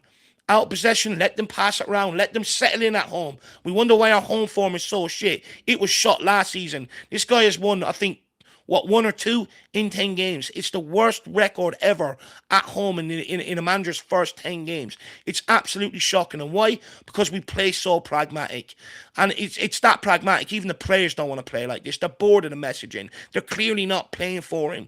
You don't see anyone bursting their gut in possession. You don't see anyone bursting their gut out of possession to stop what's going on, which means the whole squad as a collective are not playing for this guy. And then for him to bring Bissouma back into the matchday squad after initially trying to make a point around Bissouma and isolating him from the squad in the first place because of lateness and to try and set some discipline, and you bring him back, it stinks of how weak you are. But you've been weak from the fucking very beginning. You've been weak with your messaging to these players from the very beginning. We're off the back of winning Europa League, and this guy walks in going, I guarantee you, 100% guarantee you, we're going to lose games. If I'm sitting in that dressing room, he's already lost me from his first speech, let alone then dividing the fan base, telling you you're not loyal, this, that, and the other. And we're having to put up with this shit. And whether you're at home or you go to the game, we are all paying to watch this shit. And we turn up every single game, and our loyalty is fucking questioned because we dare bemoan and boo the crap that we're seeing on the football pitch. And do these players get a free pass? Of course not. There should be no one sitting here defending these players today. Some of the basics. Xavi Simon's been absolutely atrocious today. Just simple little passes. Can't make them. Pedro Porro, absolutely fucking shocking. Every time the guy touches the ball, I'm wincing in pain because I know our attacking movement's coming to an end. Muani can provide fuck all for the guy. You may as well just take him off and play with 10 men at that point. Our striker is non-existent. You go to the wingers, they're trying, but often when they get the ball, there's 2-3 players around them. No Spurs player busting a gut to provide an option or a bit of support. It's absolutely atrocious. Then you go into the midfield. How many times have we seen teams just pass one pass straight through the midfield, and our midfielders are here and here? And people could sit there and say that's laziness. It's down to instructions. It's down to the rigid system that the manager's putting in place. You set up like this, we'll stop conceding goals. Then you look at the amount of shots that people are scoring from the edge of the box, the amount of goals or opportunities that come from shots from the edge of the box. That happened at Brentford as well. It's because he doesn't instruct these players to go and close them down because he sees them as low goal scoring opportunities. And you can guarantee if he sees that defensively as low goal scoring opportunities, which is flawed by the way, because at Champions League and Premier League level, you get fucking punished like we've seen. But then he guarantee you sees it up the other end. And when you see players taking long shots when that's something he doesn't want them to do, that is telling you they are frustrated, they are bored, they are pissed off, they are upset. And as a collective, this is just not working. Now, Sky Sports said during the week it wasn't toxic enough. We end up, if this continues for the next 45 minutes, I wouldn't be surprised to see fans lose their rag with this shit and look to get on the football pitch. How's that for toxic? Is that how toxic it needs to get before someone at board level shows a bit of bollocks and fucking pulls the trigger on this guy to at least try and save our season? Because where we are right now, even if you do bring in a guy, that's of the right caliber in terms of a caretaker manager, if you can go and find that guy, you get 3 and 4 wins together, all of a sudden you're back up in that European conversation. But it's not coming underneath this guy. And if we can't beat West Ham, in February, we've got Man United, Arsenal, Chelsea, Man City, I think Newcastle's thrown in there. Big games. Big fucking games. Anyone think this is going to get better? Anyone think we're going to be able to go and score goals to win games? And this is the big thing that Thomas Frank neglects. You have to score goals to win games, and he hasn't coached it. And this is why I'm sitting here pissed off. Yes, the players deserve to take a large portion of the blame. Some of the effort today is nowhere near fucking acceptable for a London derby. But yet when you boo them, they're offering you out for fights. They just want to storm down the tunnel like little girls and ignore them and ignore you and everything else. I'm absolutely fucking fed up with it. When is someone inside this club going to find a set of bollocks and start steering this ship in the right direction? Honestly, I'm fed up with it. It should happen at board level. It's clearly not. Then you're relying on your manager. And he's standing there fucking looking scared. He's standing there wondering if he's going to get called up for military service to go and defend Greenland. I'm absolutely sick of it. Get him out my fucking football club. Oh, Sick of them. fucking bang on, Dave. I'm at this stage, I'm fucking Fed dejected. up. I didn't see this fucking happening. I knew that we were bad. I knew that we were shit. But surely we're fucking better than West Ham. And West Ham have looked like prime Madrid against us today. They seem to actually be fighting for their manager, even though they're pretty much already relegated at this stage. And I thought Nuno was going to be sacked pretty much after this game. I think he needed to win this game in order to even hold on to his job. But Thomas Frank is the one that's being given apparently patience and time and understanding. Oh, he needs better squad, needs better players. He's making this dog shit West Ham team, this relegated West Ham team, look like prime Madrid against us. I mean, we should be 4-5-0 down. It's really that easy. It's that easy against us. We could be 4-5-0 down to a West Ham team that almost never scores. It's absurd. They probably have created more chances against us than they have against any team pretty much this season. This was from earlier from Chase Mullins saying, no way he survives after today. Get him gone. This is shambolic. I'll never believe we are really this bad. Frank is wank. That's what I've been saying, Chase. Like, I don't get me wrong. Like, the players do not get that much of an excuse, really. But there's no way that we are this terrible. There's no way that a West Ham team, I mean, what is it, Dave? They've scored on average 1 goal a game. They could be 4-5-0 up against us by halftime. This is how bad we're making. This is how bad we are. This is how good we're making this West Ham team look. Like, there's no way that this West Ham team should be playing this well against us. It surely is down to the tactics and down to the manager. And also clearly that the players just aren't playing for him anymore. They don't seem to have any trust in what he's actually trying to instill and what he's trying to do. We should be 4-5-0 down by halftime to this West Ham team. It's completely shambolic, Chase Mullins. This is why, again, I don't understand how people can give excuses to this manager. I really don't get it. And then Dropkick Your Teacher saying this has either 2-0 or 1-0 written all over it. It has 4-0, 5-0 written all over it. Dropkick. I mean, West Ham, if there weren't offsides by a foot or two on a couple of these instances, there's some other moments that I think it was Tati, Dave pointed out, that has probably missed a chance or two. He's missed probably bigger sitters than anyone has tonight. He's missed 2 chances from 3 yards out. Yeah, if they had a better striker, they could easily be 3-4-0 up by this stage. Dropkick Your Teacher. 100%, man. I mean, 4-0, 2-0. I hope at this stage, I hope it's only 2-0 because we're getting absolutely railroaded right now. And don't get me wrong, I do want to see a reaction in the second half. I do want to see Frank take the structure out of it and just send the players to go for it. We're better when we play like that. But should we always have to keep waiting until it gets this bad and this toxic to do that? It's very easy to take the handbrake off when you're down. Do it when the game's 0-0 at the start. Today is fucking to do is our motto. Not sit back and wait. I'm fed up of it. We should actually take advantage of the fact that we are only 1-0 down. Like, we've actually been given a lifeline by West Ham, by them not. They should have put us away. They should be 3-0, 4-0 up. Game should be over. Thomas Frank should be sacked at halftime.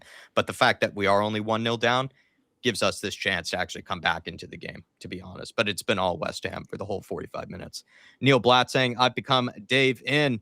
I said, get Dave's dog into the team. He'd probably manage this team better at this stage. Yeah. But seriously, man, like, just anybody in. Thomas Frank needs to go tonight. Yeah. This is just unbelievably shocking. I can't take it any longer. I can't watch this any longer.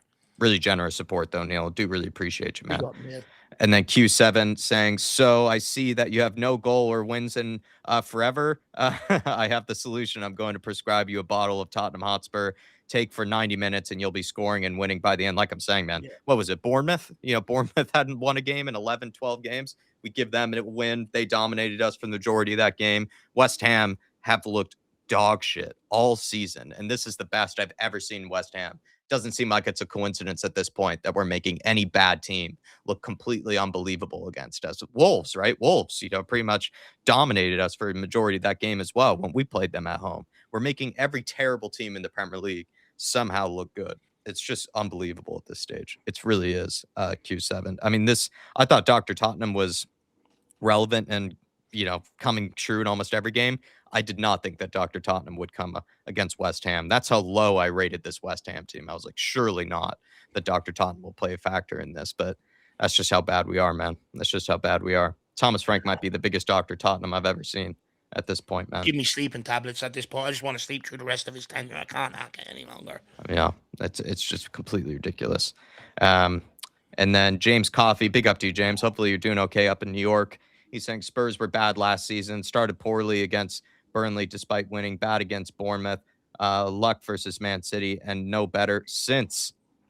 I would agree, James. I mean, we were bad last season, and now we look even worse. Yeah, there's just no progression, in anything we've done. We've regressed as the games have gone on. We've regressed every single game. It's getting worse and worse. Your inability to score goals is a huge problem. And the fact is, we brought in 3 players of a certain caliber to try and address the problem we had from the previous season, and we're worse, even though we've given them more options to work with. Conor Gallagher's come in here today. Everyone knows what to expect from Conor Gallagher. We've seen what he's done at Chelsea, Palace, West Brom, the energy he's provided, how good he can be on the ball. But because he's been asked to do the most bog standard thing in midfield, he looks completely irrelevant today. Yeah. And it's just any signing we've given this guy, they don't improve the situation. So I'm hesitant to give him more and more players. Because what's he getting out of any of them? Absolutely nothing. I don't want to be 200-300 fucking million deep for this fraud.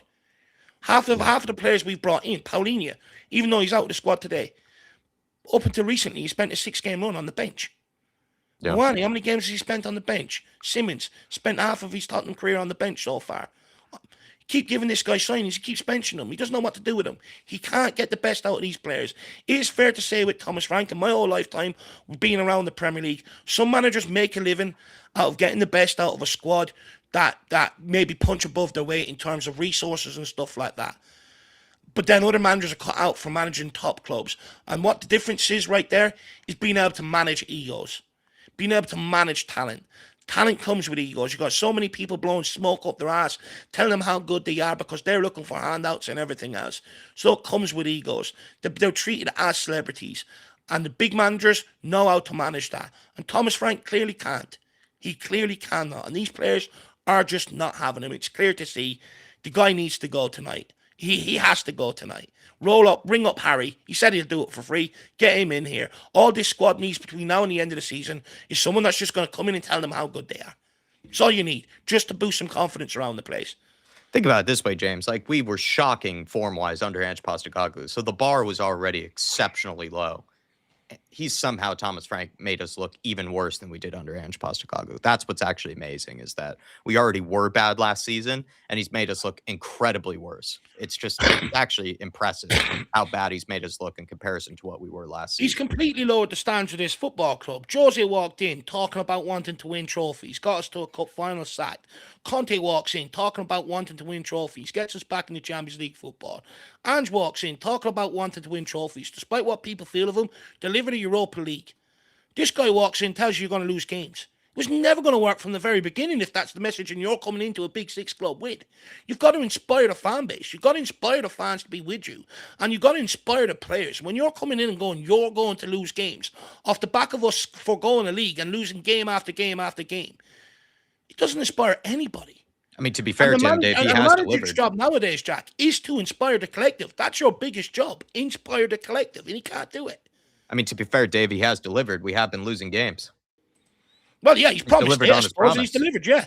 The only thing Thomas Frank has delivered on this season is he's guaranteed that we will be losing games. And boy, man, have we been losing fucking games.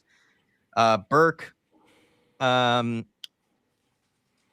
to the Flat Cap Army. Just making sure I read their username out correctly. Big up, Burke. Really appreciate your support. Appreciate it, man. Al Ben saying he's going to get away with a draw, then disguise it as and con everybody in his press conference that he needs more time. Yeah. Oh, yeah.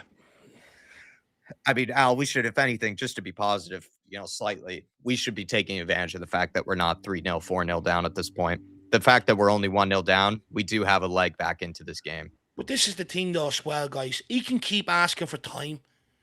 He's gotten time so far. What has he produced with that time? Nothing. It's getting worse. It's getting absolutely worse. So he can keep asking for time.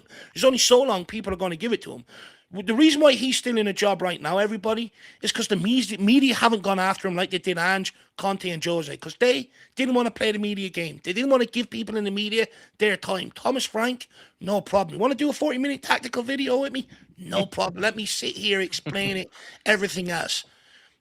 Good managers don't sit down with the media and do that because they don't give away their tactics away when they're winning. It's as simple as that. And that's why he's still in a job, because he's a media darling and they're protecting this guy. I even heard a guy the other day say, he's a nice guy and I don't want to call for his head. But it's not working out.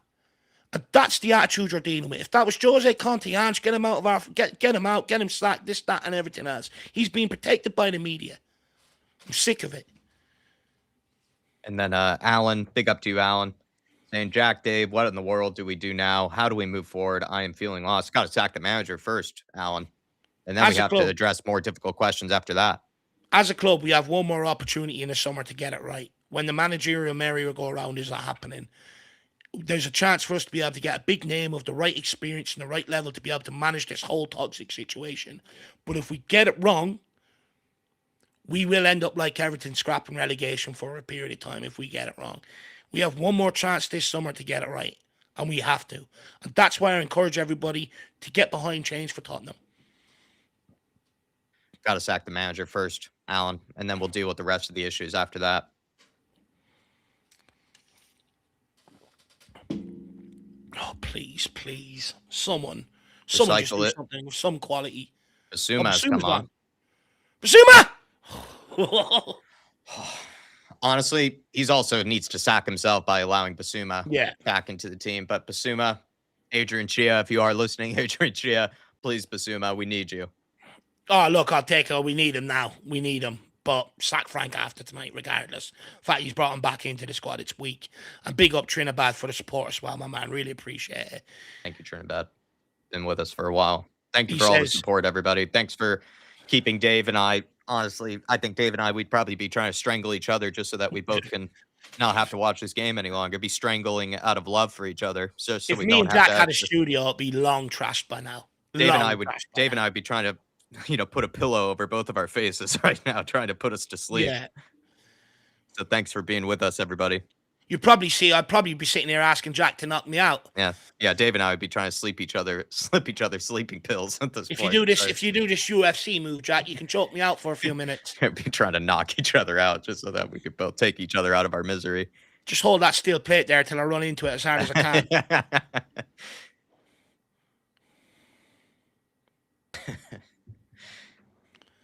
Come on, Spurs. We still have a chance to save this. I just want to win this. I don't want to lose to these lot.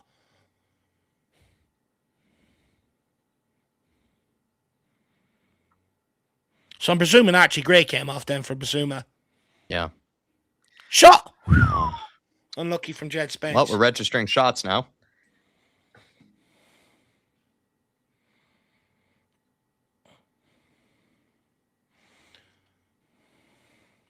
Bissouma here to save his job. The writing's on the wall, says Stefan. Seriously. He's trying to get his move. Here to save his job. You know he's toast. Yeah, honestly. Knowing Bissouma, though, like we've said before, I mean, the guy, he's an absolute balloon head, but on his day, he can have amazing performances. So that's what we're hoping for, is that hopefully Bissouma just has the best 45 minutes of his life and can save us here. We really do need Bissouma.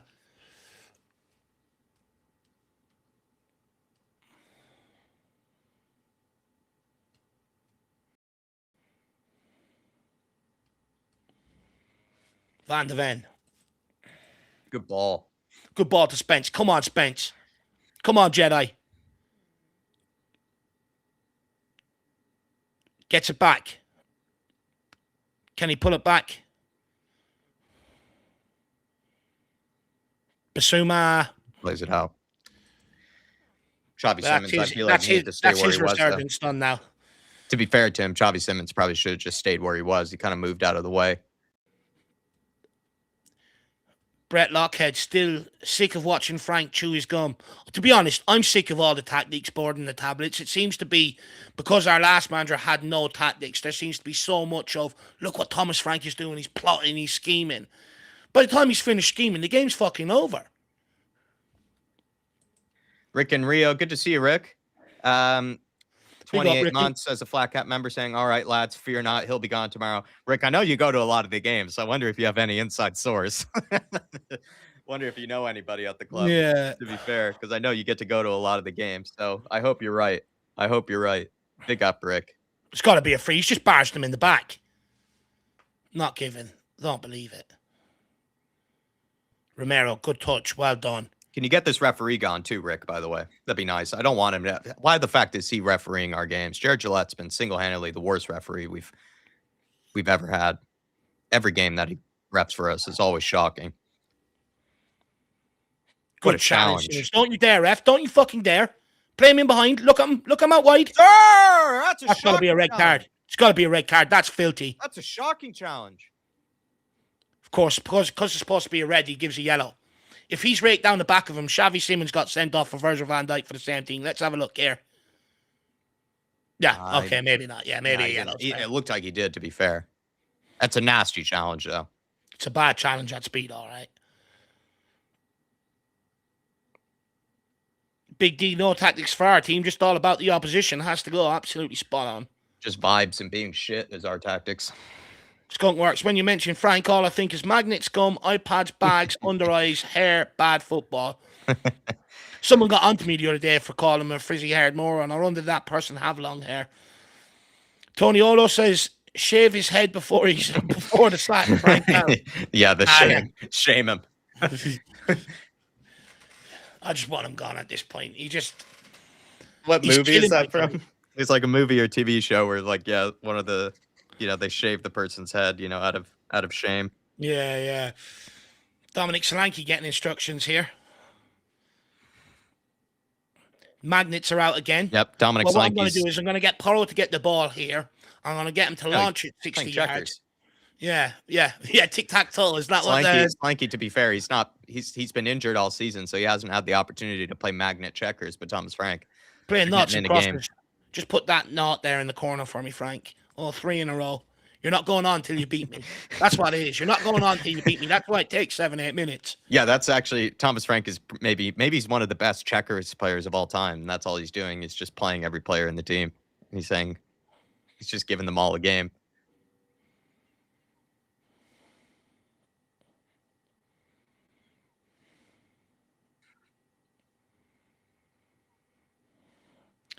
Simmons badly hurt here.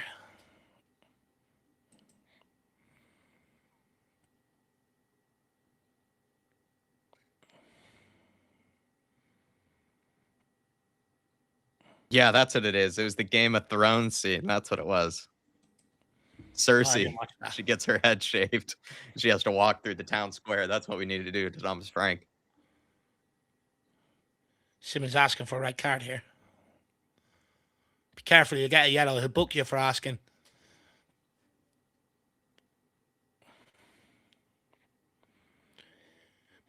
Be interested to see what Solanke comes on for. See if he can do fare any better.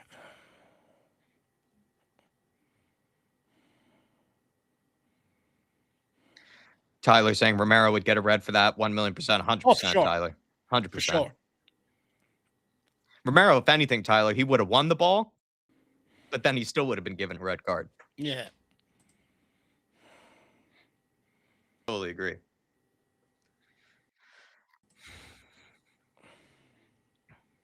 Come on, Matisse.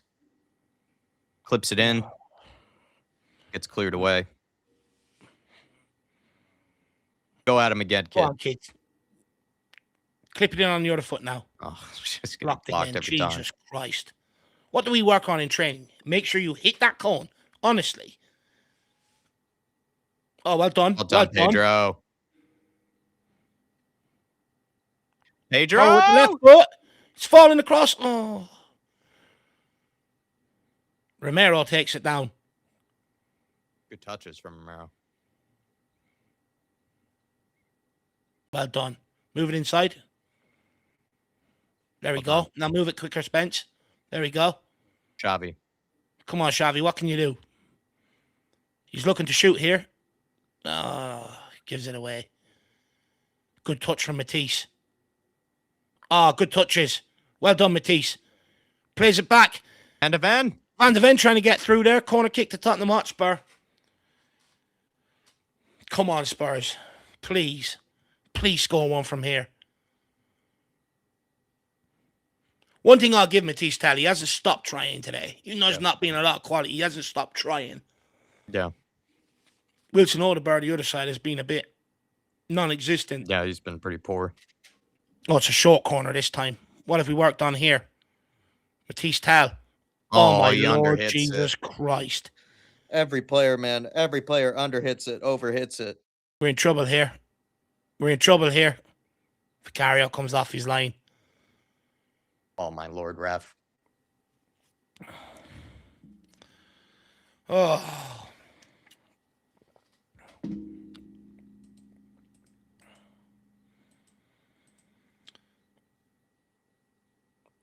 such an easy pass for Tell to make as well.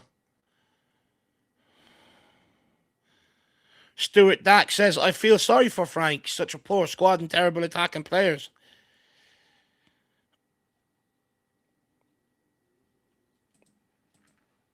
Hopefully Jack will be back. Hopefully his internet hasn't cut out. It's been that poor. Frank chewing gum intensely on the sideline again.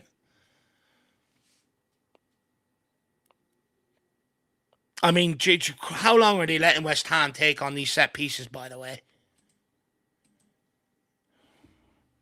Another image of Frank chewing intensely. Any more? Want to get me in the third time?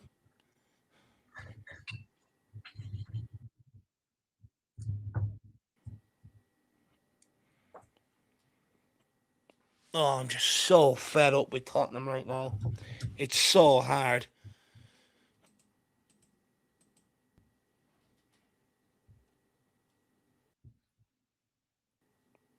Tony Olo says this guy would sit back and train against the under-21s. Wouldn't surprise me, honestly.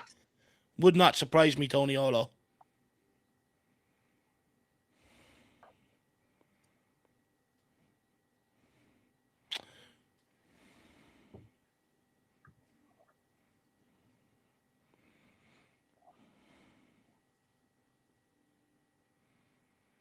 Oh, it's a free shot again. I mean, I'm sick of it. It is so awful. Please.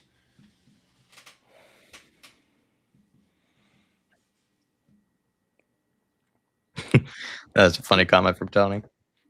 We can't score a goal. he does scrimmages against the under-21s. We sit back.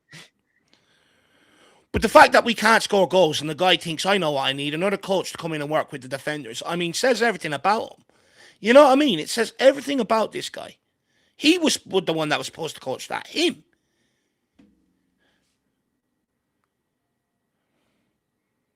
Van der Ven, you got to carry this.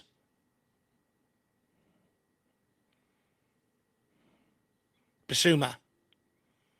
Moves it on to Romero. Romero out to Porro. Porro moves the ball inside to Bissouma. Bissouma out to Gallagher. Gallagher beats his man. It's a good clip back, just doesn't come down for Xavi Simons. Bissouma picks it up. Onto Wilson. Onto Porro. Porro crosses it. Good ball. Oh, Gallagher! Oh, couldn't get under control. Touch. And he fouls him.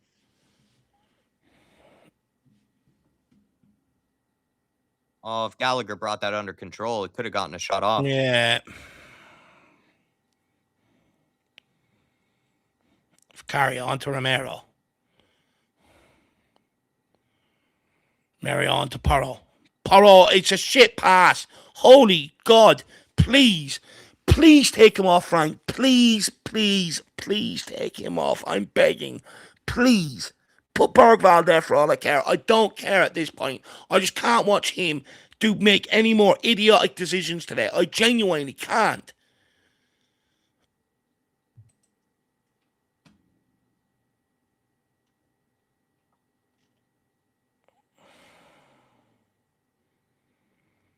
Oh, no.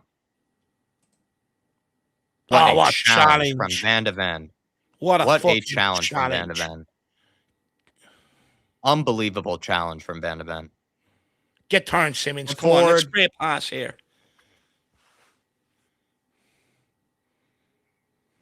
Get rid of it.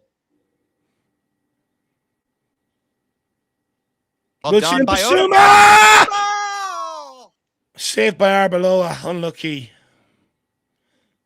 Take on by Odebear there. Good layoff. Good save. What a challenge here from Van de Ven. It's unbelievable. Bails Porro out. Absolutely bails him out. Unbelievable challenge from Van de Ven. Dominic Slanky on for Tell. Oh my God. Even Tell doesn't understand that. Look, he's shaking his head. He's pissed off. This guy has no clue. Thomas Frank just has no clue. Honestly, it's like he's purposely not trying to not win games. Taking off Tell, man. took off Odegaard until last week, and you know what I mean. And they're the ones performing. I don't understand it. This guy just has no clue.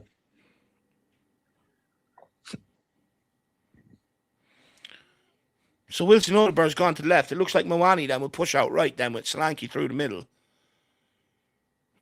So it's not like he's even made the change to go 2 up top either. Well done, Bissouma. Good chest by Bissouma. Wilson Odegaard. Lay it off.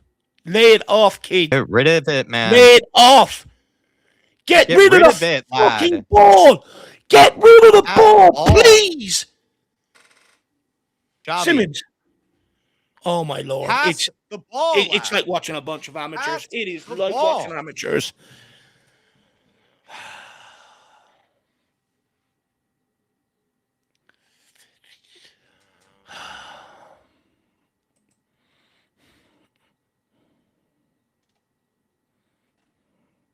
Does anyone understand the logic behind that substitution? Let me know if you do. Hell looks absolutely mad. Wow, you'd be infuriated. She's the only one actually trying to fucking break them down.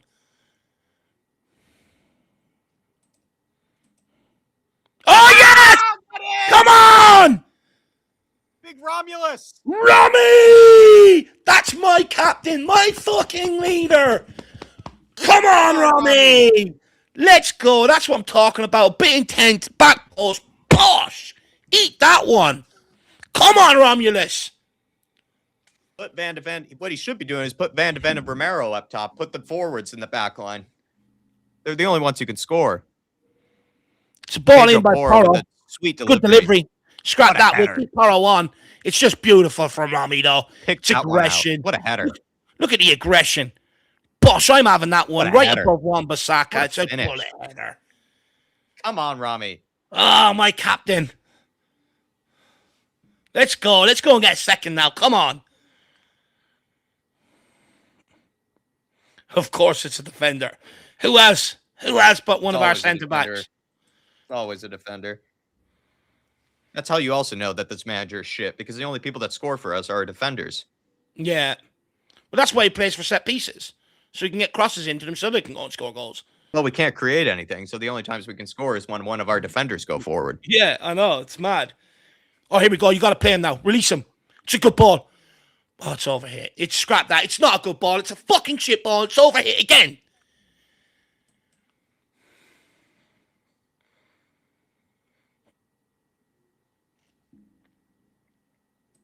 Come on. This game's there for the win now.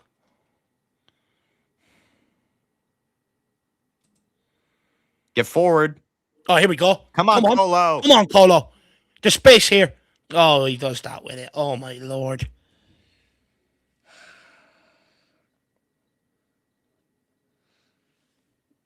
Well done. I got away with Play one him. there. Good ball. Oh, Oh. look, he could attempt. That's got to be a red. That's got to be a red. That's got to be a red. Studs are up here. The studs are up. How many more challenges are you going to allow like that on Wilson today? Or not on Wilson, on Xavi, sorry. Okay, maybe studs weren't up. But give him a red. Where's West Ham colours? Terry Lee Romero will get substituted if he's not careful. That's funny.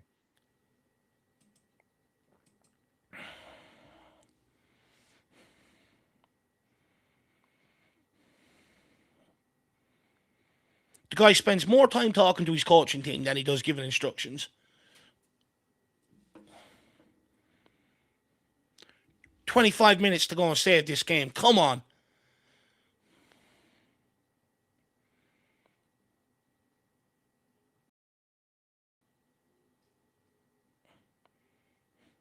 All of a sudden, Porro looks 10 stone lighter. It looks like all the confidence is gone. He's smiling again. Flip it into Big Rami. It's not a bad ball. Romy nearly gets in the end of it. Bissouma! Oh, Lord. That one's gone as high as a hot air balloon. Oh, my Lord. I feel like Romero or someone got in his way there. I think it might have been Gallagher, maybe. Because I do feel like he had to sort of change his... Someone gets... Yeah, it's Romero. I feel like Romero. Because that was meant for Bissouma. Bissouma should be the one taking that. He should have left it. Romero's just after scoring. He would have scored a second, Jack. Yeah, that's fair. Yeah, that's fair. That's a good point. Win that, Bissouma. Man on, Xavi. Oh, my Lord Jesus Christ. He's put Spence in a world of trouble here. You just gotta go and clear it, Spence. No options. No one's coming to support Well, you. he doesn't ever use his left foot. And he That's plays exactly it into why. danger. Don't allow Doesn't this use cross. his left foot. Don't allow the cross. my It's Lord. an overhead. Oh, my Lord.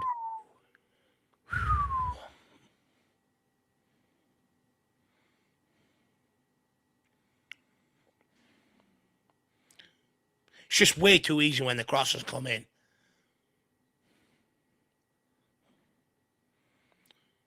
Vicario. Can we get clip ball? Victoria has upgraded the membership. Appreciate you, Victoria.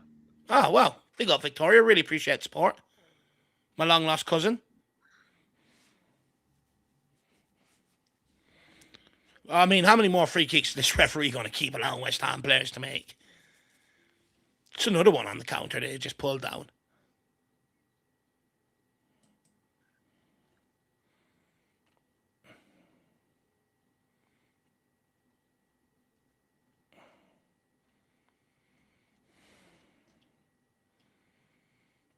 I know, AK Shags, I know. How many fouls is he going to be allowed? Especially that guy. He's made like 2 or 3 now. Porro moves it out to Xavi or Wilson Odegaard. Wilson Odegaard takes a good touch. Can he get in the ball? No, he doesn't. It's blocked, but it's a corner kick. Maybe we might get another Romy. Get the hearts ready, guys. Let's get a good delivery in here. Ready for liftoff, Jack. Come on, Pedrito. Just give us another good ball. We've only had to wait 200 crosses and attempts. Come on. Oh, it's not a bad one, you know. Yeah, almost got onto someone's head. Xavi Simons picks it up. Just float it back in. Everyone's in there. We don't need to do anything spectacular here. Oh, my Done that God. move every time, man. Connor. Everyone's in there. Just put it in the box. They're screaming for it. Spence does. Jed, Back back post. post. Romero Run. wins it. Oh, No one there for the knockdown. Porro. challenge Pedro. Well done, Moani. Oh, Oh, my Lord God. Jesus Moani's Christ, had a Moani. shocker today. Moani's been shocking today.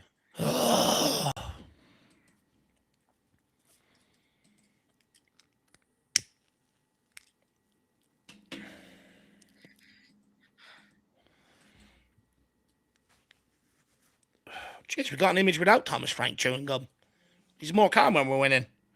Or not when we're winning, when we're in games. Rami hooks it forward. Xavi tries to win it. Colo, man. What is that touch? Bissouma. Bissouma takes care of it, though. That's got to be a free. Risky there, though.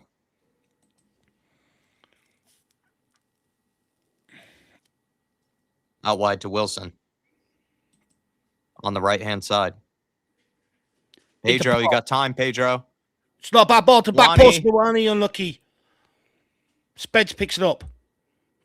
Xavi back to Spence. Oh, it's just a poor touch. Spence digs it out, though. Plays Moani. Good ball. Gallagher does well. Put it Xavi, in. whip it in. It's coming. Come on, boys. West Ham are under the cosh here. You got to score while we're on top, though.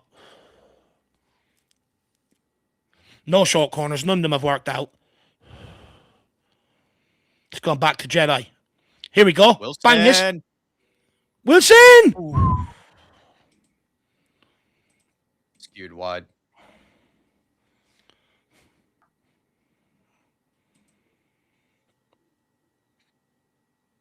A long way away this Shocking. Jesus Shocking Christ. shot. That one nearly went back to East London.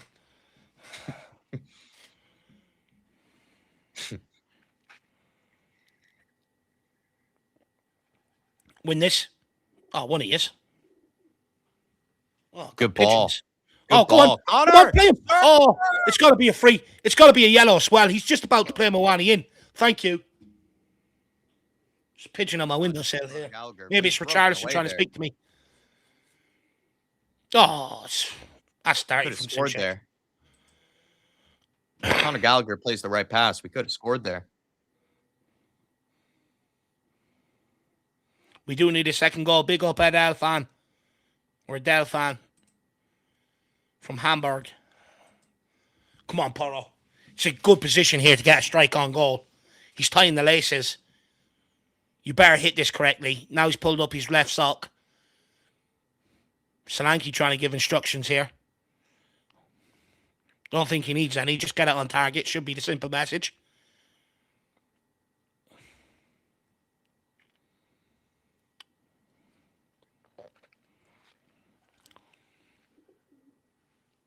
This is a good opportunity. He floats it in, Moani. Romero again. Romero.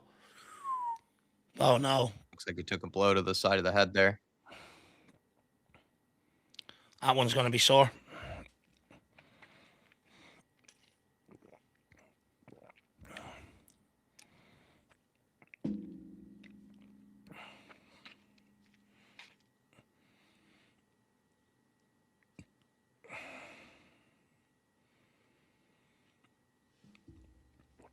Does well to try and get on the end of that as well. She takes a bash on the side of the head. Who do you think can grab a winner here, Dave? It's probably going to be Van de Ven, to be honest. Well, probably one of Van de Ven or Romero. Probably one of our defensive players, or Bissouma maybe. Yeah. He's had a couple of efforts. But, you know, what a challenge, Romero. Oh. No, looks like he got injured there. Oh, no. I think he might have done his ankle here. Because I don't know how it looked like he came away with the ball. Looked like he slipped. Jarred his leg, maybe. He's all right. Oh, damn, because he broke away here. Yeah, he just slipped. He just slipped.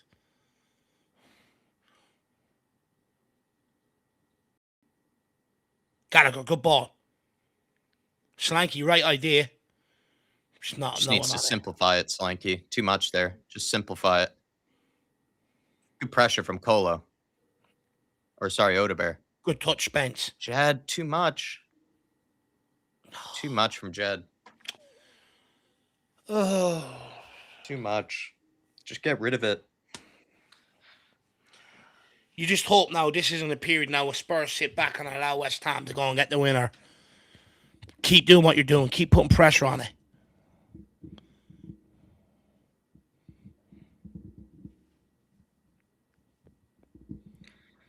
Oh, good pressure. They'll force him back to the keeper. Jed, how are you letting him win that? Ah, brilliant from Mickey Van de Ven. He's out of position here, though, now. They picked up the breaking ball. It's in behind. Can Jed Spence recover? He does. Bodies are just flying everywhere. It's starting to resemble a war zone here. Yeah, how many yellows have been in this game?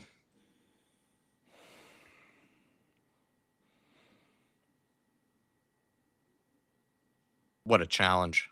Romero and Van de Ven, some of the challenges that they've had today. Some real crunchers from Van de Ven and Romero this game. Oh, 15 minutes. Come on, Spurs. Let's find something.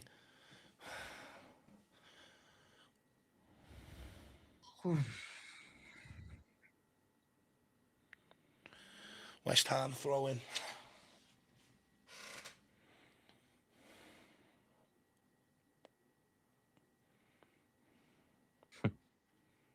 Tyler saying, is he telling them not to press, or am I just making that up? He's saying he saw Frank. He might have seen something from Frank. I didn't see Tyler. Hoofed clear by Bissouma. Wouldn't be surprised. Oh, he's let it bounce. We've got to take this. Well done, Moani. Go on, Wilson. Get your head up now. Wait for the overlap. Wait for the overlap. Now lay it. Well done. Porro, get your head up. Get it in. It's a good delivery. Bissouma, keep it alive. Well done. Conor Gallagher. Too weak. Well done, Bissouma. Ref, come on now. That's a yellow.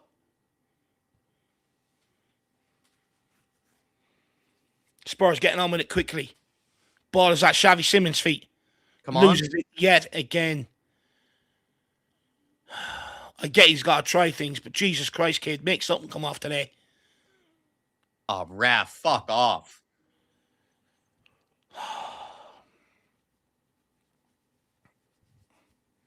Come on, lads. 15 minutes. Surely we have one more in us. Thank God being IrishHotspur for one balloon short of a circus. New Spursy. Got to find another gear here. This is where we start to let up defensively. Absolutely.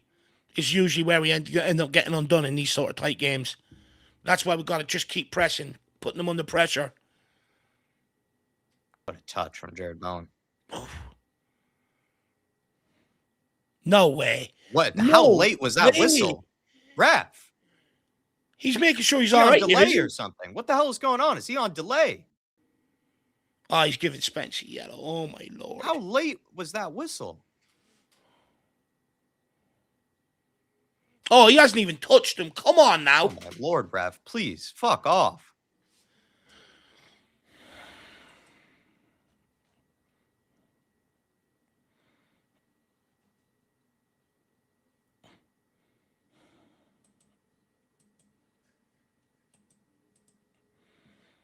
West Ham making another substitution here.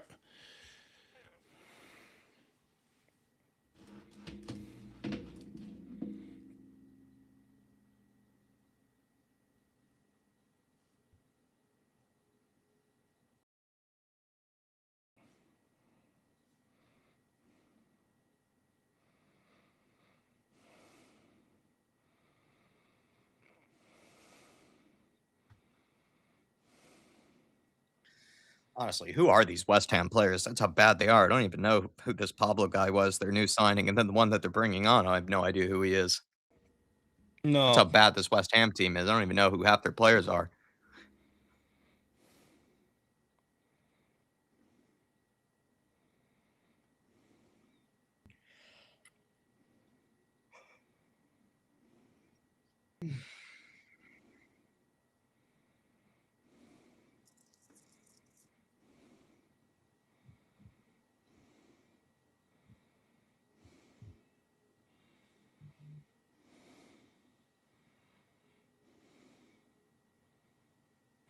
Cleared away by Van de Ven. Good clearance.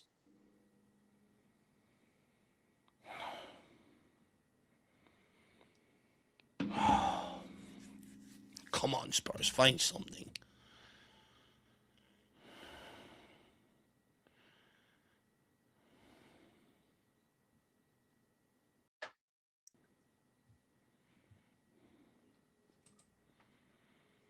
Well, on to carry on. Can we release this? Pumps it long. Udabur Well wins done, it. Odegaard. Rouhani does well there. Well Oh, done, he's Pedro. off. He's off. Oh, my Lord. How's it right back offside? See, forces 15 minutes to go and we'll do nothing. Maybe not, but the will is there. I want us to. Whether we do or not is another thing, but I want us to.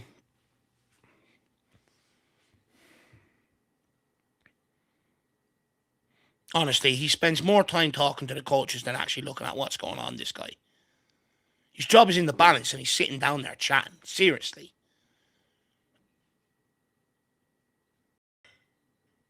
Good ball. Not one of them made the decision to run towards. They're all waiting for each other. This is where we do end up conceding. Just clear. Thank you. Well done, Pedro. Come on, lads. Just give it to Romero. Let's go. Urgency now. Mickey van de Ven.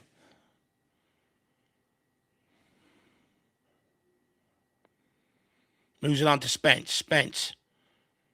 Well done, Jed. Looks for ball over the top here. It's not Oh, bad ball. Oh! Oh, there's two players there and not one of them can fucking take it down and put it in the back of the net. Jesus Christ. Who was that? Conor Gallagher, I think, took them down on chest and fell.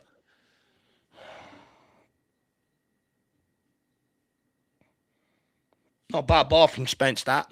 That was a really good ball.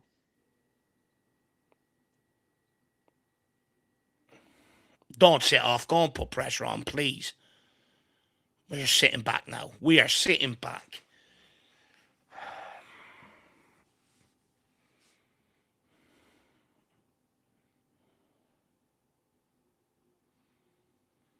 West Ham put a ball in. It's a free header. Get Vicario it to catches Xavi. it. Get it to Xavi.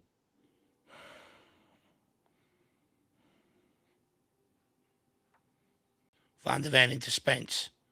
Back to Van de Ven. Freaking Rio. Frank is asking his bench why the team aren't listening or looking at him. You can see it in his body language. I think he's just trying to play checkers with the magnets, Rick. I'm convinced it's not even a tactical board. It's a magnet. It's a magnet chessboard. It's a terrible ball from Gallagher.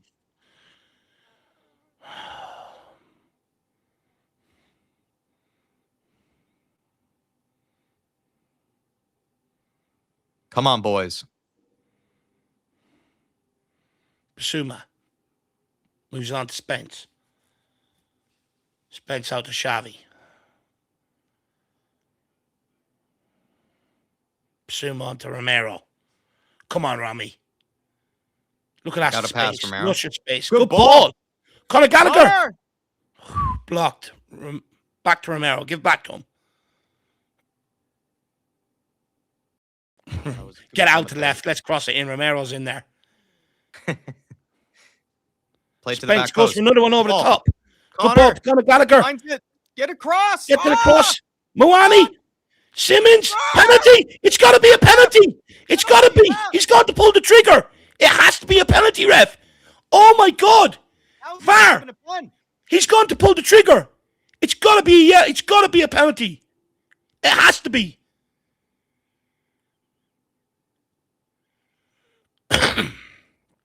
It's another beautiful ball by Spence. Gallagher does really well here around the back. Romero does well to keep it alive. Oh, it's got to be a penalty. Over. They're not even looking at this. Disgraceful. They're not even looking at it. Oh, my God, man. If it was Arsenal, lad. If it was Arsenal, they would be giving that a pen every day of the week. And he gives us a yellow card. He's just handing out yellow cards like candy. Please, VAR. Please, VAR. Well, VAR check here. Oh, handball from the West Ham player? Yep. Please give it to us. Please give it to us. Anyway. We need it. Please give it to us. We need it so bad. Please the give it to us. handball has actually helped Conor Gallagher, to be fair. Yep. His hand is up. His hand is up. Yeah, he's dribbled it like a basketball. His hand is up. His hand is out from his body. Please give it to us. Please. It's out from his body. Please. It's out from his body. Oh, my Lord. We can't get anything. Not given.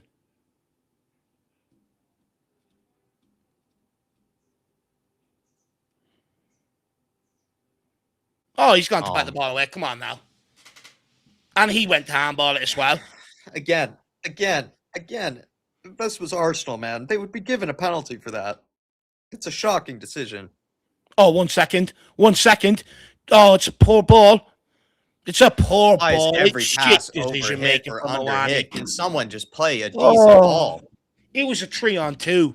It was a 3-on-2. That's what makes it worse. He's had a howler today, Moani. Look clueless.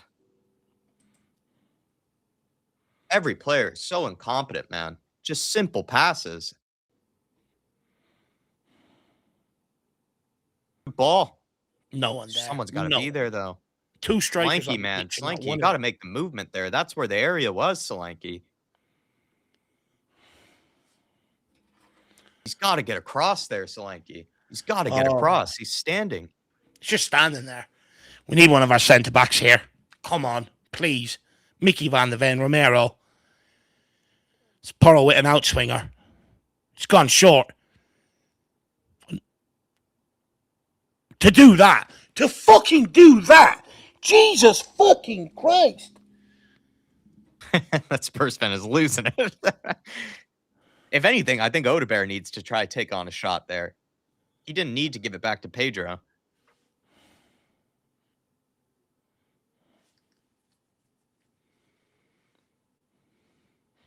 Come on.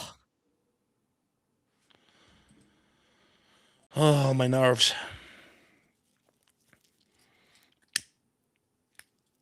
How did they? I mean, why were they looking at that handball though from the West Ham player? Not how is Xavi Simmons? If he just went down too easily, that just didn't make It's a sense. good ball by Come Spence on! again.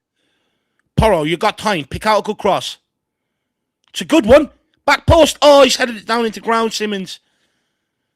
Win this, Bissouma. Well done, Biss. Squared across. Does well there.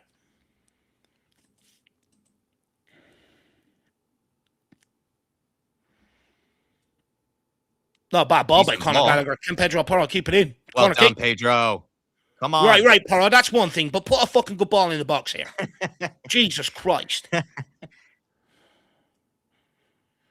Oh, come on, fans, get up for it. Fans get up for it if you put a good ball in the box. How about that? Bergwijn coming in. Oh, Lord. This guy gives away a ball more than anyone.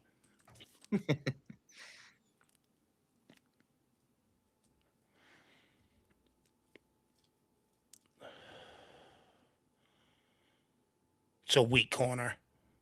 All that cheering and jeering for the fans there. For what? For that? Seriously. That's a better ball. Simmons! Oh! What a save! What a save. Fuck off, Areola. Areola.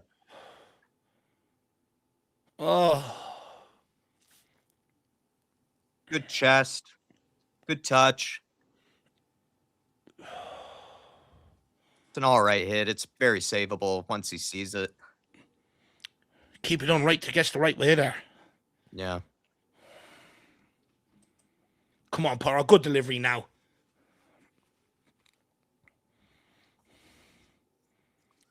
Please, Solanke. It's an in-swinger. It's a shit That's ball. a terrible ball. Xavi. That's under hit. Under hit. Well done, Mickey. Well done, Bissouma. Mickey. Good turn by Odebear. Good turn. Gallagher. Oh my God. How is that getting blocked?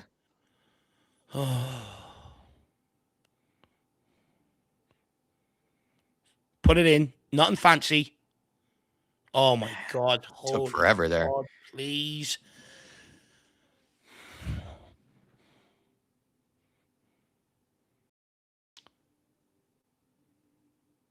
Is Frank killing our own attacking momentum to make a sub? Holy shit, this guy is a clueless idiot. He's an idiot. He is so dumb and clueless. Taking Odebear off.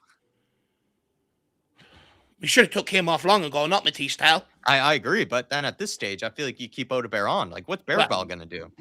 Makes sense. Bergwijn's been brought in to shore it up. Or, no, sorry, to take this long throw. This is what Bergwijn's been brought on. Oh, my God. Take a long throw. On to do the long throw.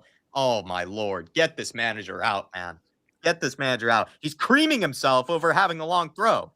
It hurts, man. That's what it is. He saw an opportunity to do a long throw, and he's jacking himself off to it. Jesus, man. And now we've no wingers on the pitch. Lovely. He's done it again. He's getting a hard on so he can take off both of his wingers. He's wasting our own time so he could make one substitution to take a long throw. The guy is absolutely done. Oh, I need the long sleep. Somebody take me out of my misery. This manager. This better be a spectacular throw-in. It better be fucking special. This manager cannot be more clueless. Okay, we're going to take 15 minutes to set up, or we're just going to get on with it and put them under pressure here. So It's not bad, bro. Well done, Bergwijn. Biss keeps it alive. Good ball in. Romero goes for the overhead. Unlucky. Keep it alive, Xavi. Don't lose it. Ref. What's he giving the free kick for? Offside, maybe. It looks like someone came back from an offside position. Better be an offsides. If it's for a foul, I will lose it.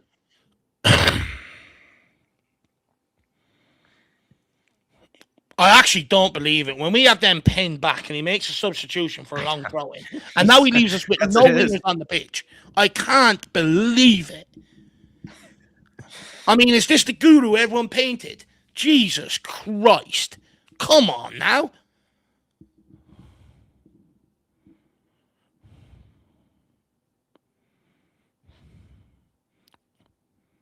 Oh no! No. Oh no! What Oh my lord! defending? What a block! From Pedro Porro. Porro. Game saving block. Should have conceded there. Should have conceded. Who gets done here? Bissouma just and missed Bergvall. the flight. Bergvall's been brought on to shore Bergvall's things up, standing and he there. misses the header. But Bergvall doesn't even go for it. He's just standing there. Bergvall's just clueless. Doesn't even know where to be. Bissouma, not surprised, the airhead that he is, misses the fucking header. Should have conceded there.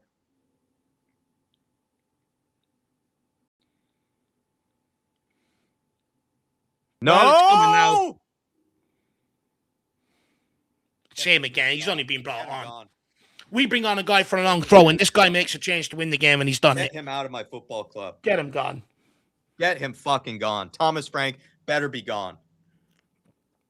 They're looking for a VAR check here for Vicario, saying he's undone his gloves.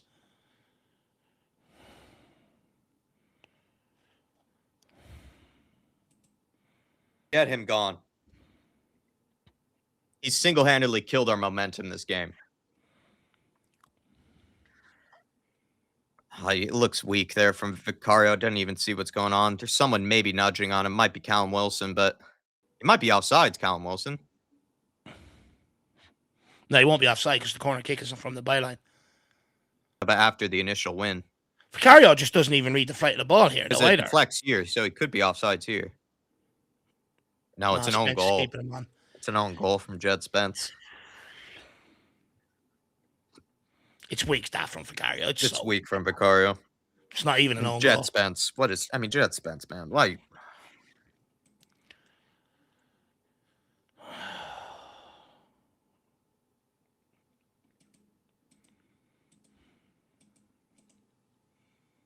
Yeah, they're checking for an offsides.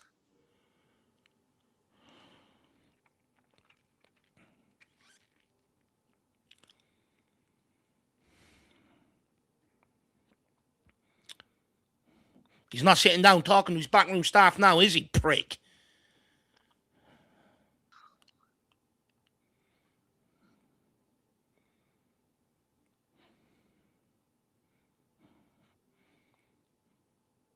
I'd love to find something for Vicario, but I don't see what they're looking at. Yeah. Oh, my Lord. Losing to West Ham at home. West Ham.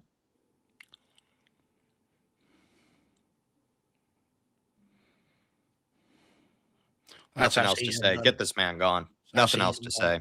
It's done now. Get this man done. It's actually impressive how shit Thomas Frank has been this season. At this point, it's impressive. We're done. He's found a way to lose to every team in the league. He's already knocked us out of both cup competitions. Get him gone.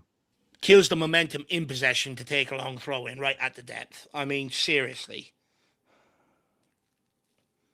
Takes off both of your wingers when you're trying to win a game. It's not the first time he's done that either. Done it last week against Aston Villa. I mean, fucking hell, the guy's absolutely a fraud.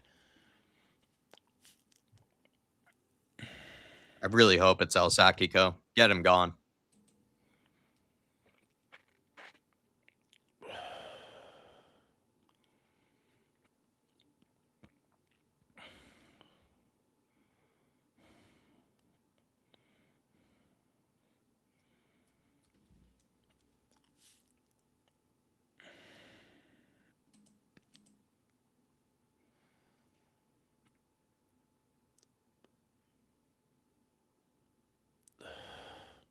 But why did Frank resort to a long throw in there? Because he hasn't coached anything going forward. So he went resort to what he knew. Well, Bergvall, well done, kid. Well done, go on, Barrett. Lucas. Good ball. Oh. Corner kick. This will be our last chance of the game here.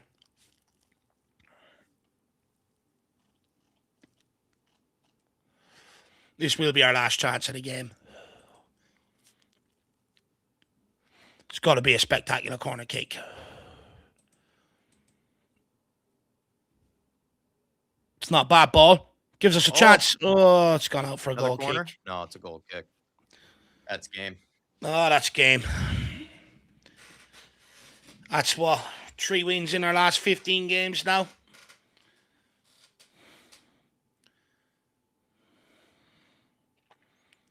Fair play to that guy in the back there. Close to 1,000 people in the house. Everybody, give us your thoughts. I think it's pretty simple. Get this man out. He's got to go. He's got to go. This can't keep continuing.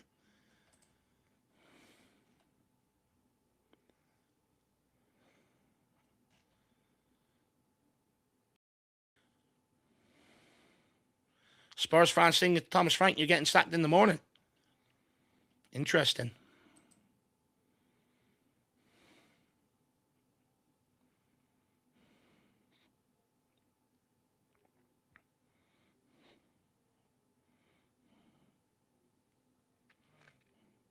And the fact that Moani's been left on for 90 minutes has been absolutely crap today. Yeah, that's says a everything crime. about his substitutions.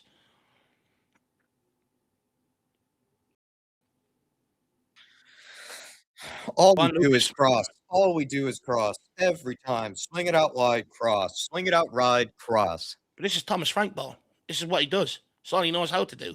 Oh my Crime God. against humanity. It's bouncing around. Someone. Conor Gallagher. Someone. Put it in. Float it in. Oh my Lord, what is that? Moani keeps it alive. It's ball.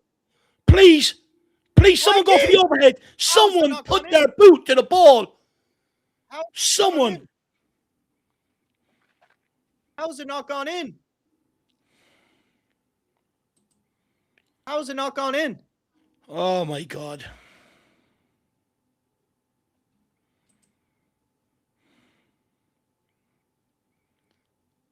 Moani does well to keep it alive.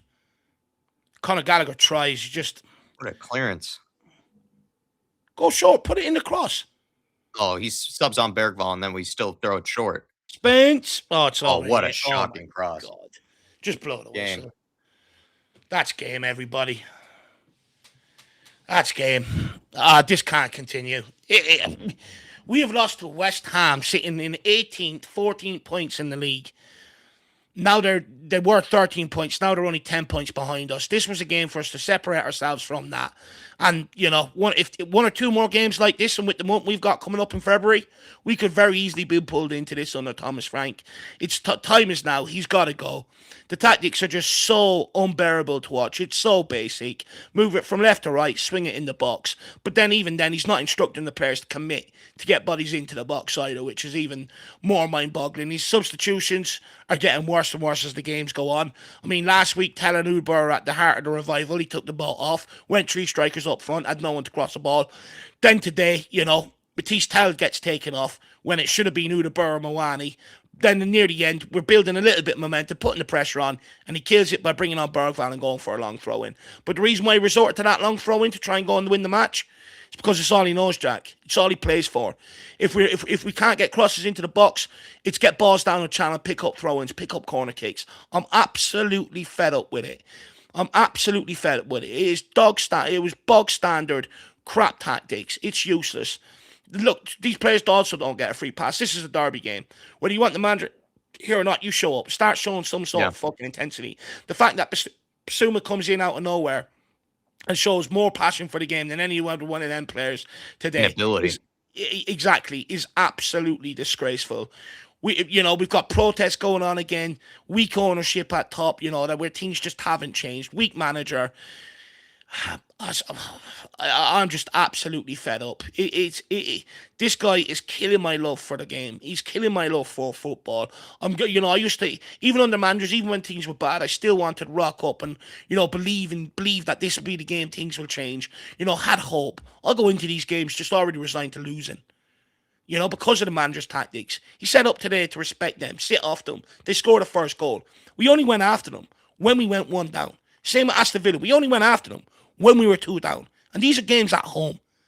These are games at fucking home where you're supposed to go after teams, put them under pressure, use the home advantage, and we don't do that. We sit back. We almost make it feel like an away game at home under this guy. And I'm absolutely fed up. He promised us when he walked in we would 100% lose games. And my God, has he fucking delivered on that promise. He absolutely has. I don't know what else to say. I'm just done with this manager, everyone. I'm done. Please give me things to say differently. If anyone has any defense of him, I'd be fucking surprised. Over 1,200 people in the house. Please, everybody, do Give us your thoughts. Let us know what you think. But I think that he just has to go. I think he needed to go a long time ago. But this was just the inexcusable one. This is a game you just cannot lose. He absolutely could not lose this game, and he has. And we've gotten absolutely outplayed. I mean, that's the thing. We could have been 3-0 down, 4-0 down at halftime. The fact that we actually even stood a chance of equalizing, we were damn lucky too. Thomas Frank has to go. The He fact has that to go. Bissouma was even in the squad today is a sackable offence. It gives Yeah. off the impression you're weak. You know, you ousted this guy from the squad because you wanted to instill discipline. And then at the first sign of trouble, you bring him back in. I mean, he'd lose the dressing room on that decision alone anyway, let alone constantly sitting in there telling them how good they've been. Let's not forget, you had a week to prepare for this West Ham game. A full week. Did we see any sort of resemblance of improvement in terms of tack and play, an area in their back line where we should go and target? They've conceded 43 games, or 43 goals this season. They've conceded 12 from set pieces, and we could barely muster an effort on goals. It's not good enough. You know, is Thomas Frank all of the problem at Tottenham Hotspur? Hell no. The Lewis family need to go. You know, they're just another branch of Enoch disguised in a different way to try and get away with it for the next 20 years. You know, does the playing squad need improvement? Yes. But this guy, the way he sets us up going into games and stuff and the signings he's been given, there's been no improvement. In fact, it's got worse. And the caliber signings he's been given have not been project players like other managers have been given to use before. He has no excuses. Plus, they gave him his backroom team to implement things. And it looks like there's been nothing given more backing in the coaching department. They're giving this guy more backing from the very off to try and get it up and running. That's the thing that also people I feel like maybe haven't said enough is Thomas Frank has been given more backing than almost any other manager at Spurs almost in my lifetime. Compared to Pochettino, compared to Conte, geez. I mean, Conte was given Longley, of all people.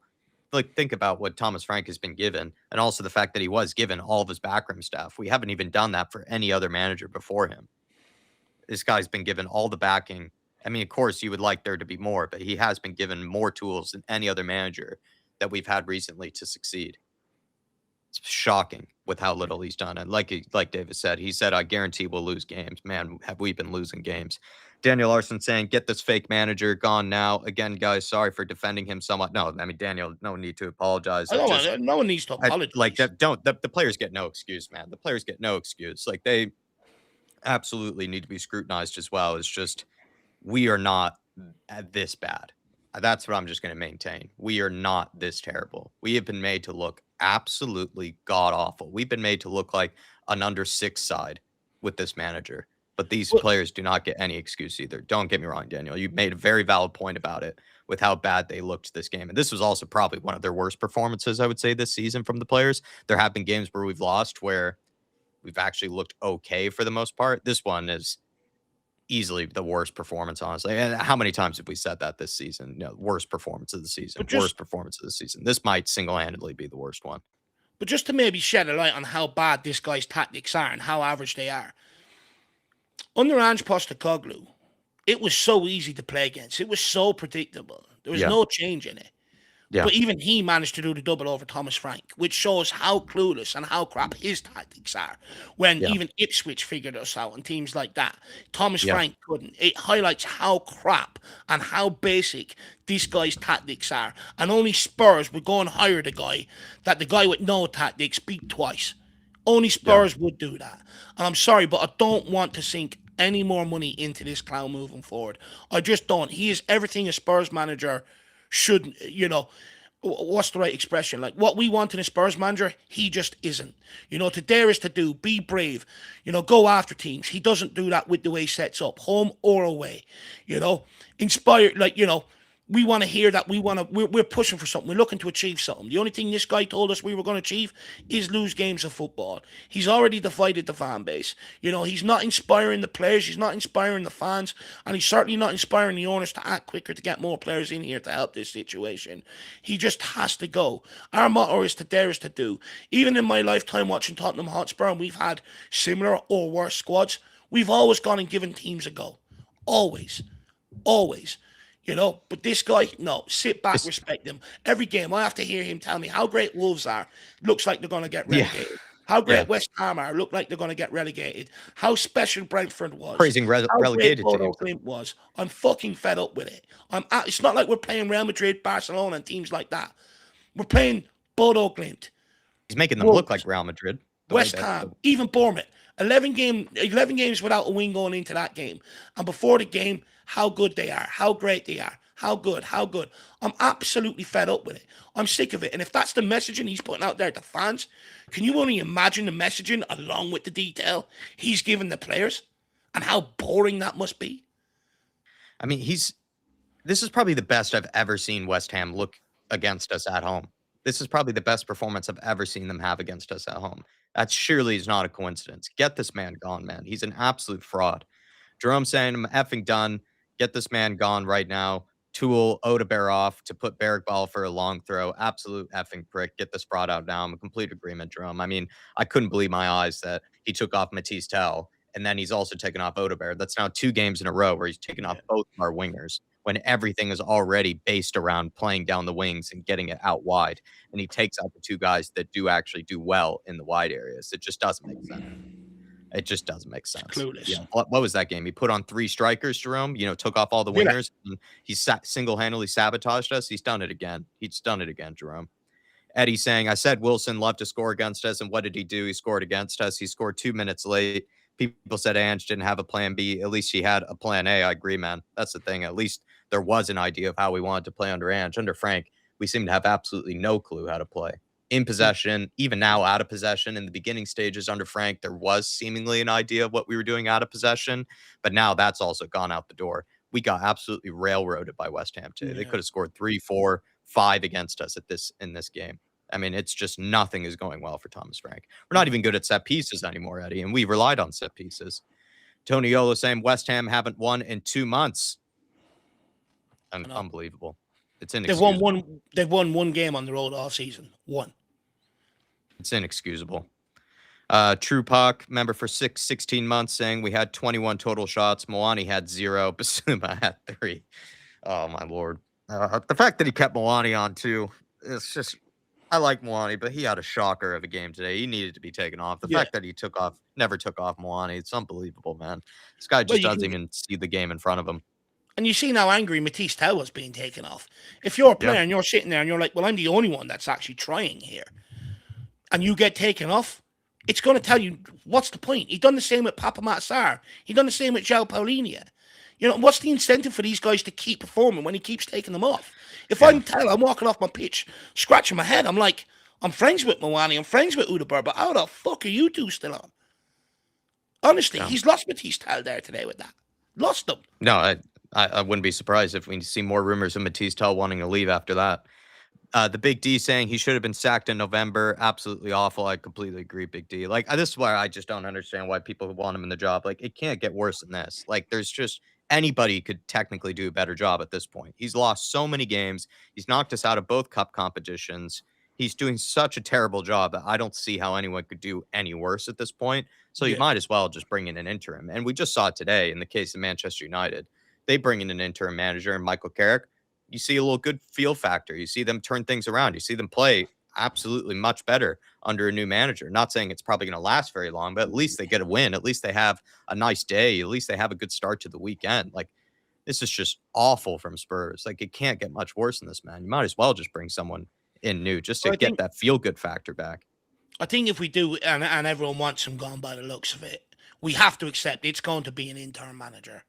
There's not many managers out there right now that you're going to bring in right now, and that's going to change our season around. The merry-go-round is in the summer, so there is going to have to be that understanding. If we are calling for him out, we are going to have to accept an interim. If Man United are, Chelsea are, and Real Madrid are, Spurs are going to have to do the same. It shows that there's not a lot out there at the minute, and that everyone's waiting for this big merry-go-round in the summer. But I tell you now, this summer has to be the right appointment, and it has to be backed to its fullest, because if they don't, we are going to get dragged and end up being like everything were for a number of years.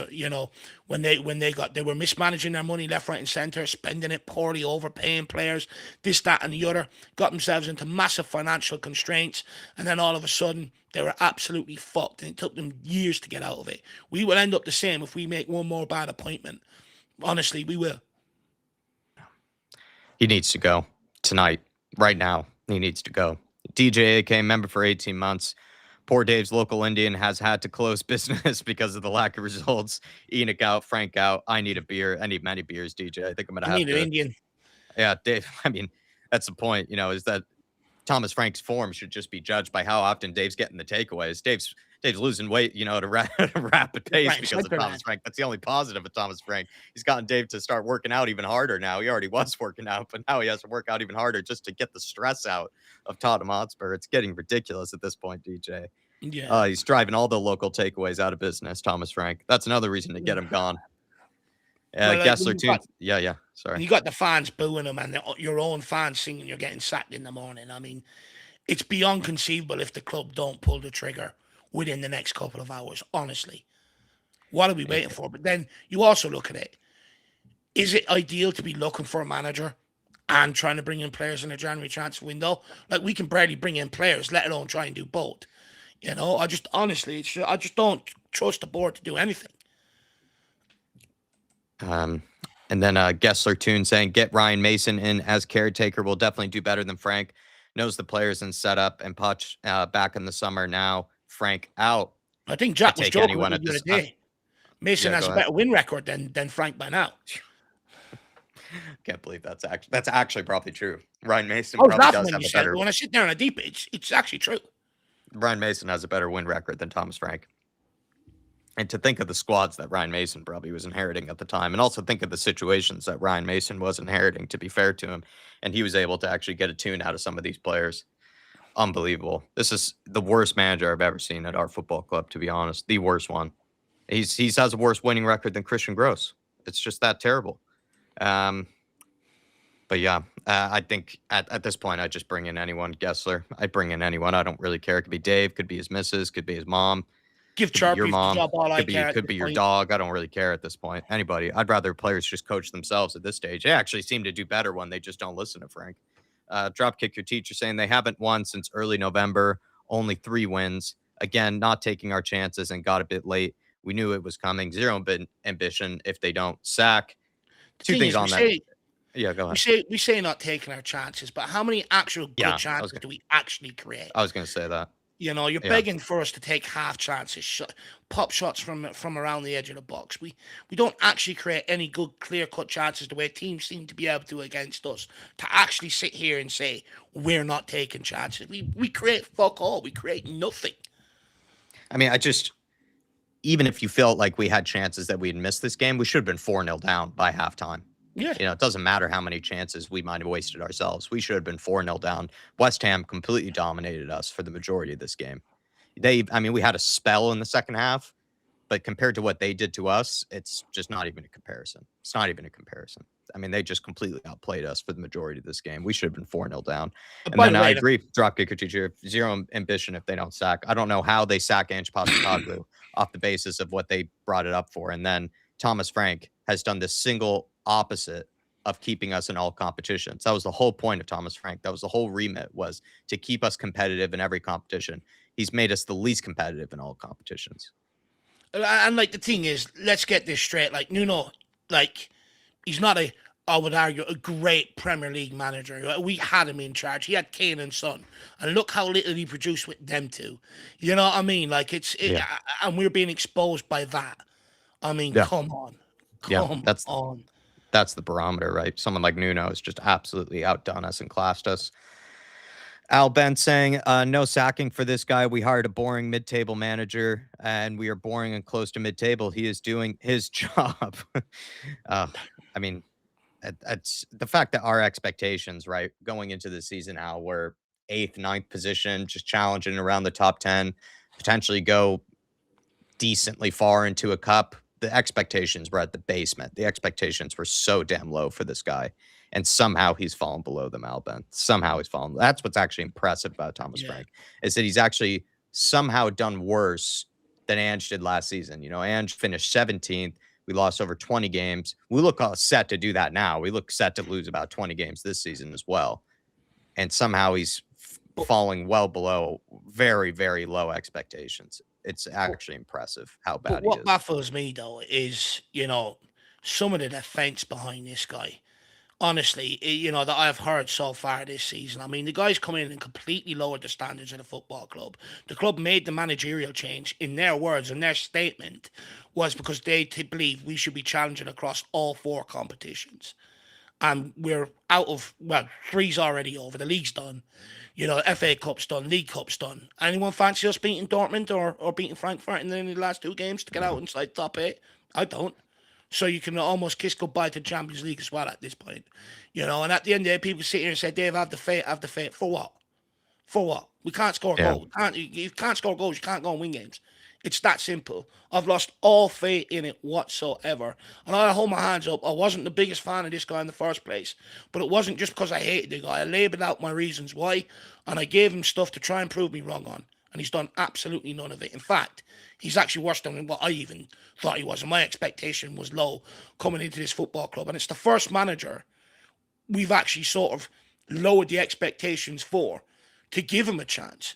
And to Jack's point, he still managed to fall in well below that, and Yeah. I'm absolutely sick of it. I'm sick of it. There can't be any more defense of this guy moving forward. Like, people sit here and go, it's the squad, it's the squad, it's the squad, it's the squad. No one was saying that under the likes of Jose and Conte at their first sign of trouble and stuff like that. People wanted them gone. This guy's had long enough to try and make it work. He's been given more backing than anyone before, and it's the worst we've ever seen. Yeah. The joke when we sacked Ange and we brought in the next guy is, well, we won't finish 17th. Yeah. We're 5 points off it. It's no longer a joke now. Okay? It's no longer a joke. Now it's time to get serious and just call this guy for what it is. Not working. Karate FC saying Frank needs to go. We ain't winning our next 4 games.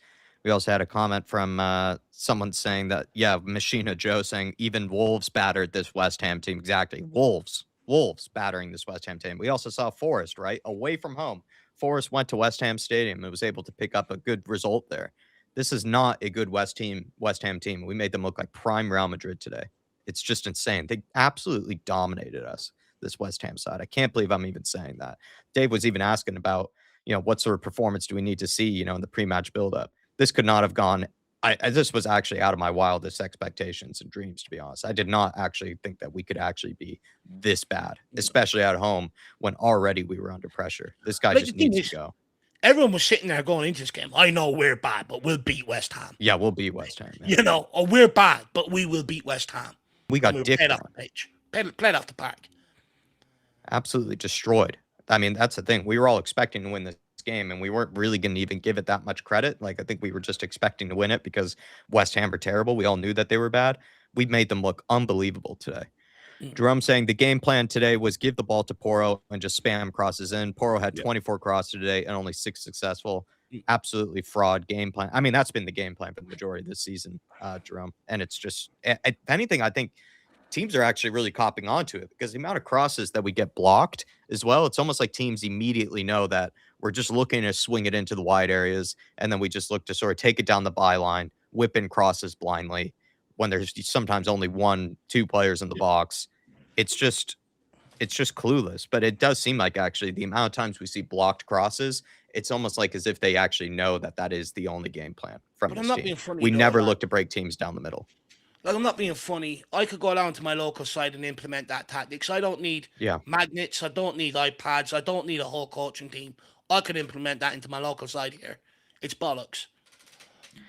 James Coffey saying there have been so many changes behind the scenes this season that I don't think anyone is capable of making the right decision to replace him. Interim manager for me. They don't have the balls either. Actually, that's probably scarily true, James, to be honest. Like, and the fact that we're even hearing rumors that they're willing to back him, willing to show him patience. It's just the most Spursy Tottenham thing to do, to give this guy, of all the managers, to give patience to. This is the one that they're going to give patience and backing to. It's just unbelievable, James. It's not patience. It's inexperience. They hid behind Daniel Levy making these cutthroat decisions for years. They hid behind them. Let him do it. Let him take all the flack. Yeah. Now they're in the hot seat. They don't know what to do. They're wet behind the ears in making these decisions. At a football club, at elite level sport, it's not like a normal business that they run. I'll give them time to settle in and they'll get up to speed with everything. It's elite level. It's deliver right now. Pressure. They don't have the experience. They don't have the balls to go and sack this guy. They just don't.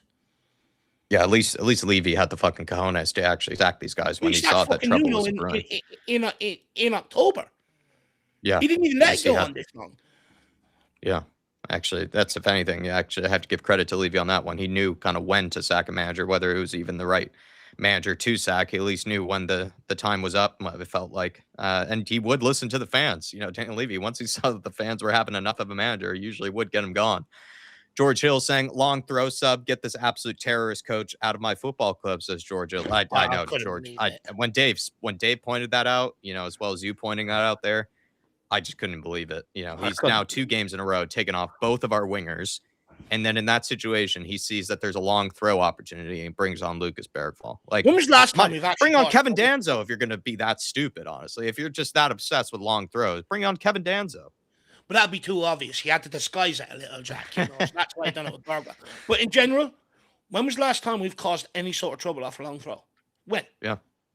Even set pieces. We don't even look good anymore from set pieces, George. That's how bad. That was our only game plan in the beginning anyways, but it's just defend well, score from set pieces. We can't even do that anymore, George.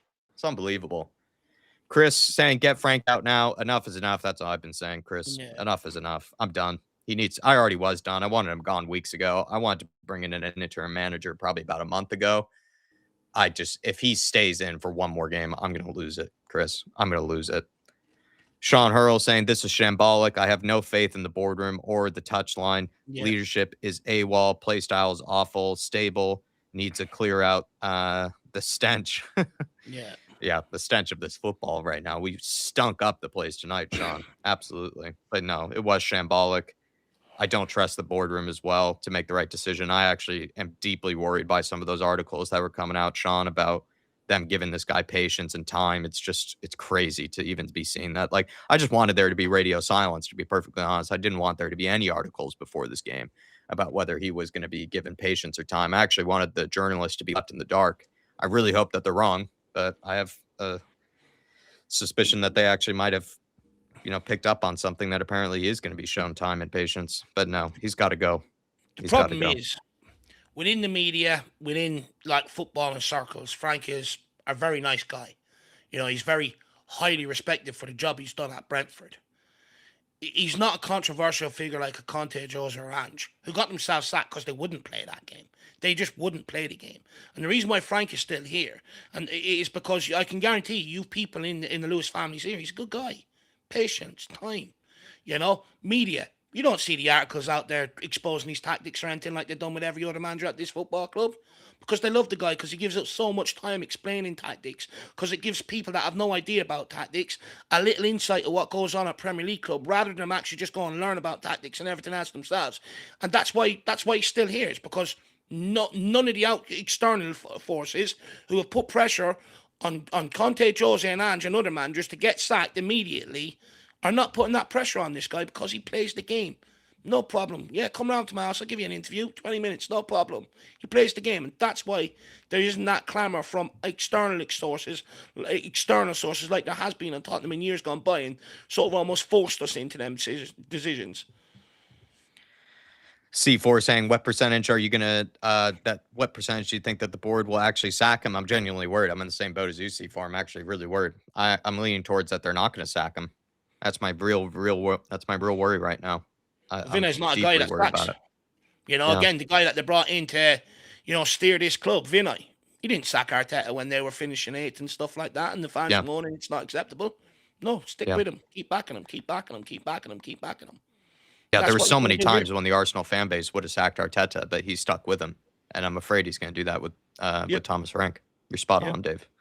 Dave brought that up just a while ago, C4, and it was a very scary thought for me just to think that he's going to try to replicate the same thing with Thomas Frank when there's just no reason at all to stick with him. At least with Arteta, you could see signs of reasons maybe to stick with him, despite the fan pressure. There probably were some. FA Cup with someone else. Won an FA Cup. The style of play was actually decent, you could say, at the time, you know, until what they're doing now. But there was actually signs that they could play some nice football under Thomas Frank. We're playing some of the worst football I've seen in probably my entire lifetime at Spurs.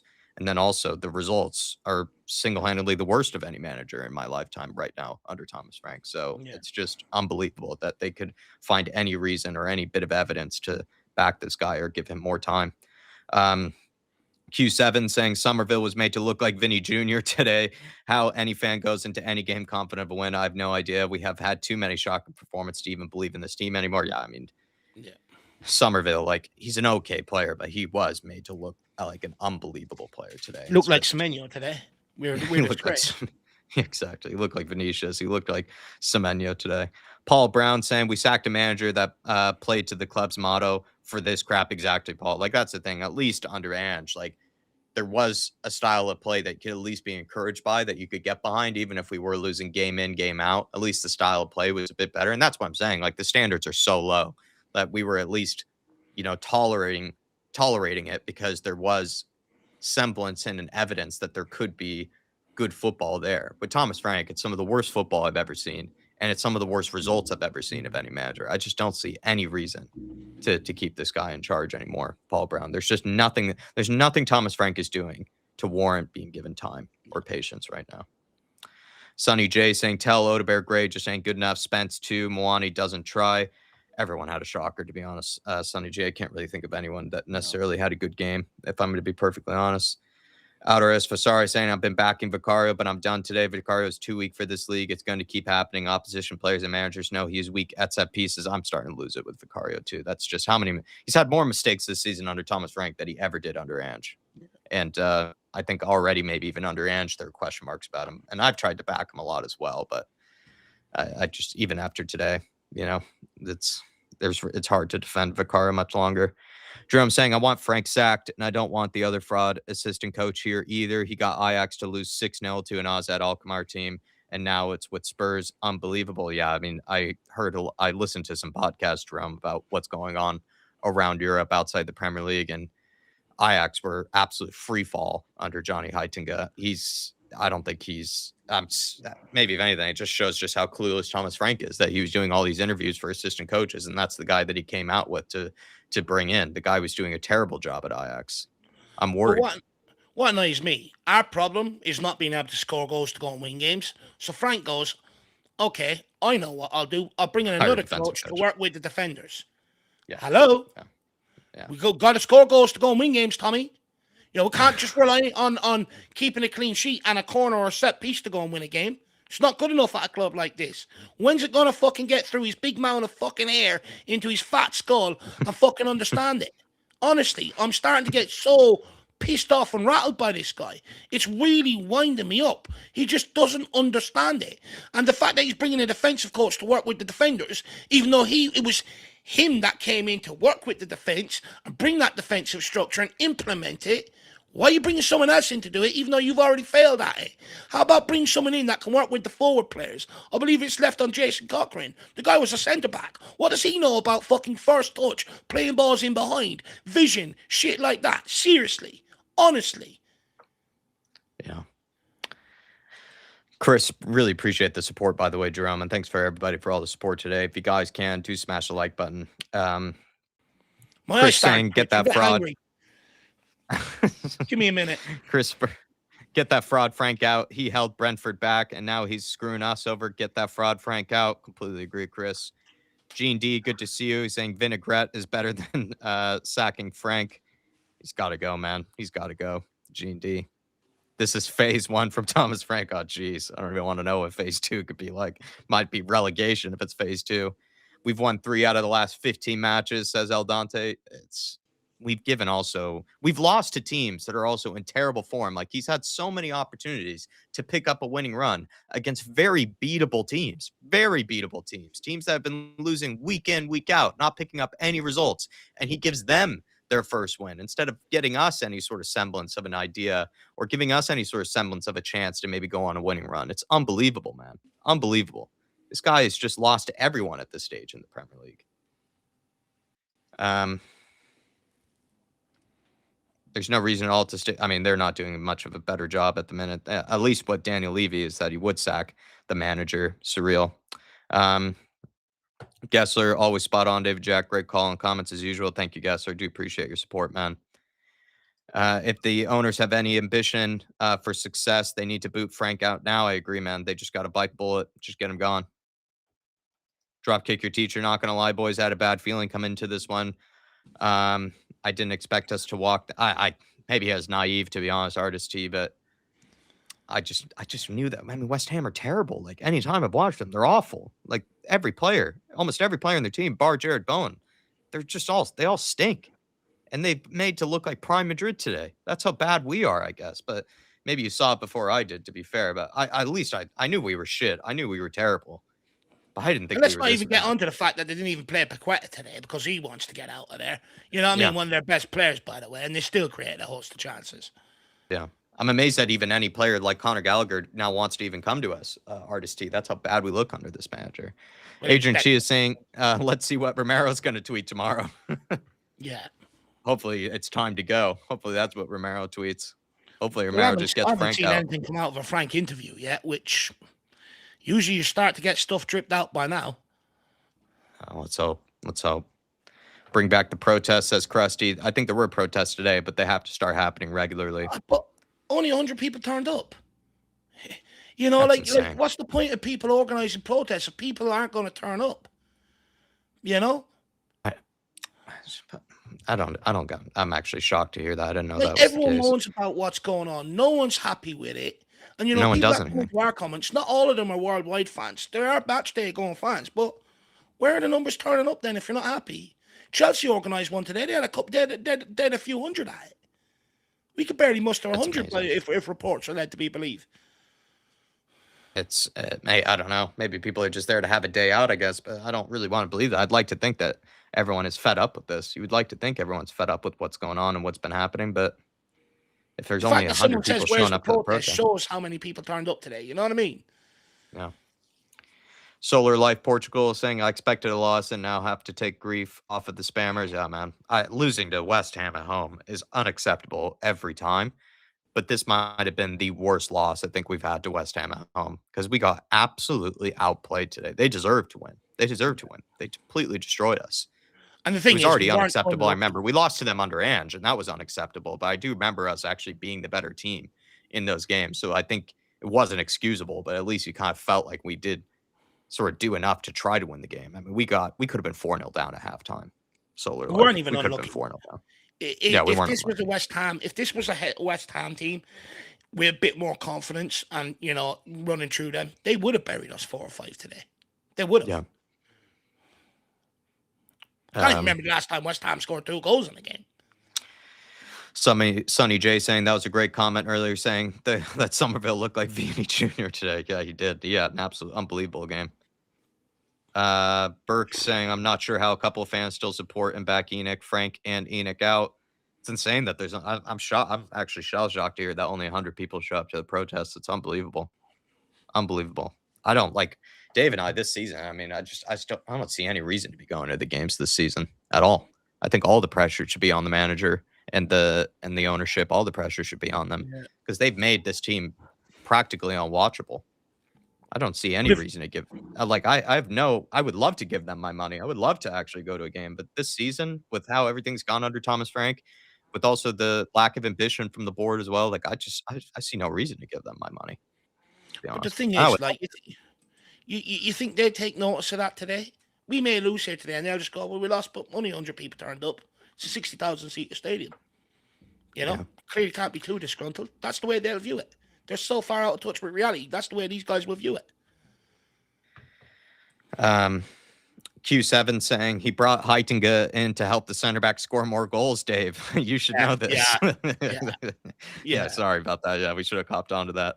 I'm just going to take a couple more comments, but at this point, guys, I mean, I didn't even know what to say from the get-go apart from just get him gone. I'm just fed up with him. Been fed up with him already for weeks. Do you know what? Over Christmas, I didn't want to have to do an emergency stream because we've sacked the guy. I've actually cleared my weekend to do one this weekend, because he's just got to go now. He just has to go. I can't take it any longer. No Spurs fans can. If he's still here come Monday morning, I'm going to lose my mind. Yeah. Paul Van Bin saying this club is run by an investment company. What do you expect? Wake up. It's insane, Paul. I'm shell-shocked to hear that only 100 people show up to protest. That's just insanity to me. Big up, Paul. Good to have you with us, man. But yeah, everybody. I think it's not really much else to say other than just get this guy gone. And then we're I going to have think to ask deeper questions about but once he's gone, then we can start asking the more difficult questions about which players are not good enough.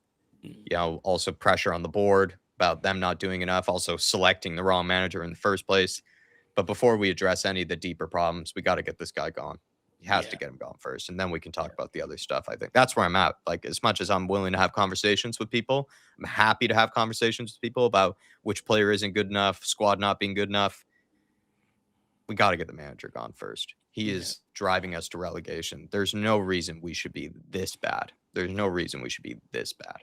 No. It has to be better. Don't get me wrong. There are plenty of other people that are responsible for what's going wrong at the club right now, but you just got to make it easy on yourself and get the manager gone first. That's the first thing you can do, and then you can address the more difficult things after that. That's the last thing I'll probably say. Dave, I mean, you've been on fire today. Unfortunately, this is just sad, man. Like, I think we all just wanted to enjoy the weekend because this felt like a very winnable game. For the first time, felt like the one game in a while that we were like, yeah, we're going to win this one. We don't have to worry about Spurs this weekend. Apparently, we do. Well, that's the thing. It was the first time in a while I was looking forward to it. Like, do you know what? A win, calm everything down, just go and enjoy the weekend. And yet again, it's in absolutely turmoil. I mean, being honest, do I even expect us to beat Burnley next weekend? I don't. No. That's how bad it's gotten. Leeds United are 2 points behind us. I'm actually at the point, Jack, where, and I was saying this to you, I'm considering giving up YouTube until this guy's gone. I can't do this. I genuinely cannot do this any longer. He's killing my love for the game of football, let alone killing my love for the football club. He is severely, severely testing it. And it's been tested over years, but I've always, still loved the club. But this guy is severely, severely testing it. I'm at the point I just want to give up under this guy, honestly. Yeah. I do. No, he's killing my love for watching Spurs. Back is the conversations with you and the panel we have, the guys in the comments, everyone at home that tunes in and the fellow fans. You're the only people that are keeping me coming back here right now. No, it's not the club. It's almost more the fans that sort of just keep me sane and keep me willing to continue to tolerate it. But no, it's driving me to insanity at this point. Dropkick your teacher saying we need to realize you win based on your own performance and form, not from the opposition. Our form and history against struggling sides pointed to a loss. Yeah, I mean, you're probably right, Artist T. I just delusionally thought that West Ham were so bad that surely we'll be able to pick up a win against them. I kind of was even saying to Dave, like, we might win against West Ham and Burnley. I still have no hope for how we're going to go into February. That's a scary thing right now, is that if they don't sack Thomas Frank after the Burnley game, once February comes, I mean, we could lose every single game in February. Like, it's not easy reading. We have very, very difficult games against actually good opponents, because as much as West Ham were made to look amazing today, I still refuse to believe they're actually a good team. I still think they're probably going to get relegated this season. But at this stage, man, Man United, Newcastle, Arsenal, all in the month of February. And that's if we don't, and we'll probably end up having a Champions League playoff tie to play as well, amongst in between them. That's the month. You have a bad month there, and West Ham just win a couple of games. You were dragged into that relegation scrap. You are. They've got to sack this guy. They have to. They can't take run the risk of giving them a chance to beat Burnley next weekend. We have to beat them heading into February. We fucking have to. He's got it. I mean, that's just, we're done. We're toast if we don't get this guy gone. Jessica saying I was Frank in, but I just can't back him anymore. Listen, that's what I'm saying. That's fine. I think there are a lot of people that want to give Frank time. There are a lot of people that want to show him as much support as possible and as much belief as possible, which I think is, very justifiable. It's just at this point, I just don't see how anyone can make any sort of argument for him to stay. I just don't get it. I totally understand how people believed in him in the first place, but at this stage, surely, like, he's not done the job that people expected him to. Yeah, that's the thing. Look, we're not here to berate or ask for apologies or anything like that. It's admirable getting behind a guy, and it's admirable sticking behind someone even through the shit times. It's an admirable quality to have. I wish sometimes I could do that. I did under Jose Conte and stuff, but the majority of the fan base wanted them gone and stuff like that. So it was a pointless battle at times. But the reality is, what everyone cracked this guy up to be, he's not. And people just have to just go, look, I originally thought he was going to do this. He's not. Get him gone. What I don't want to keep happening is these silly conversations about just give him a bit more time, give him this, give him that. We've given him everything, and look what he's done to us. Give him his P45. Tim Wukong, Exactly. 2 points from West Ham, Bournemouth, Sunderland, and Brentford. We are 100% in a relegation battle.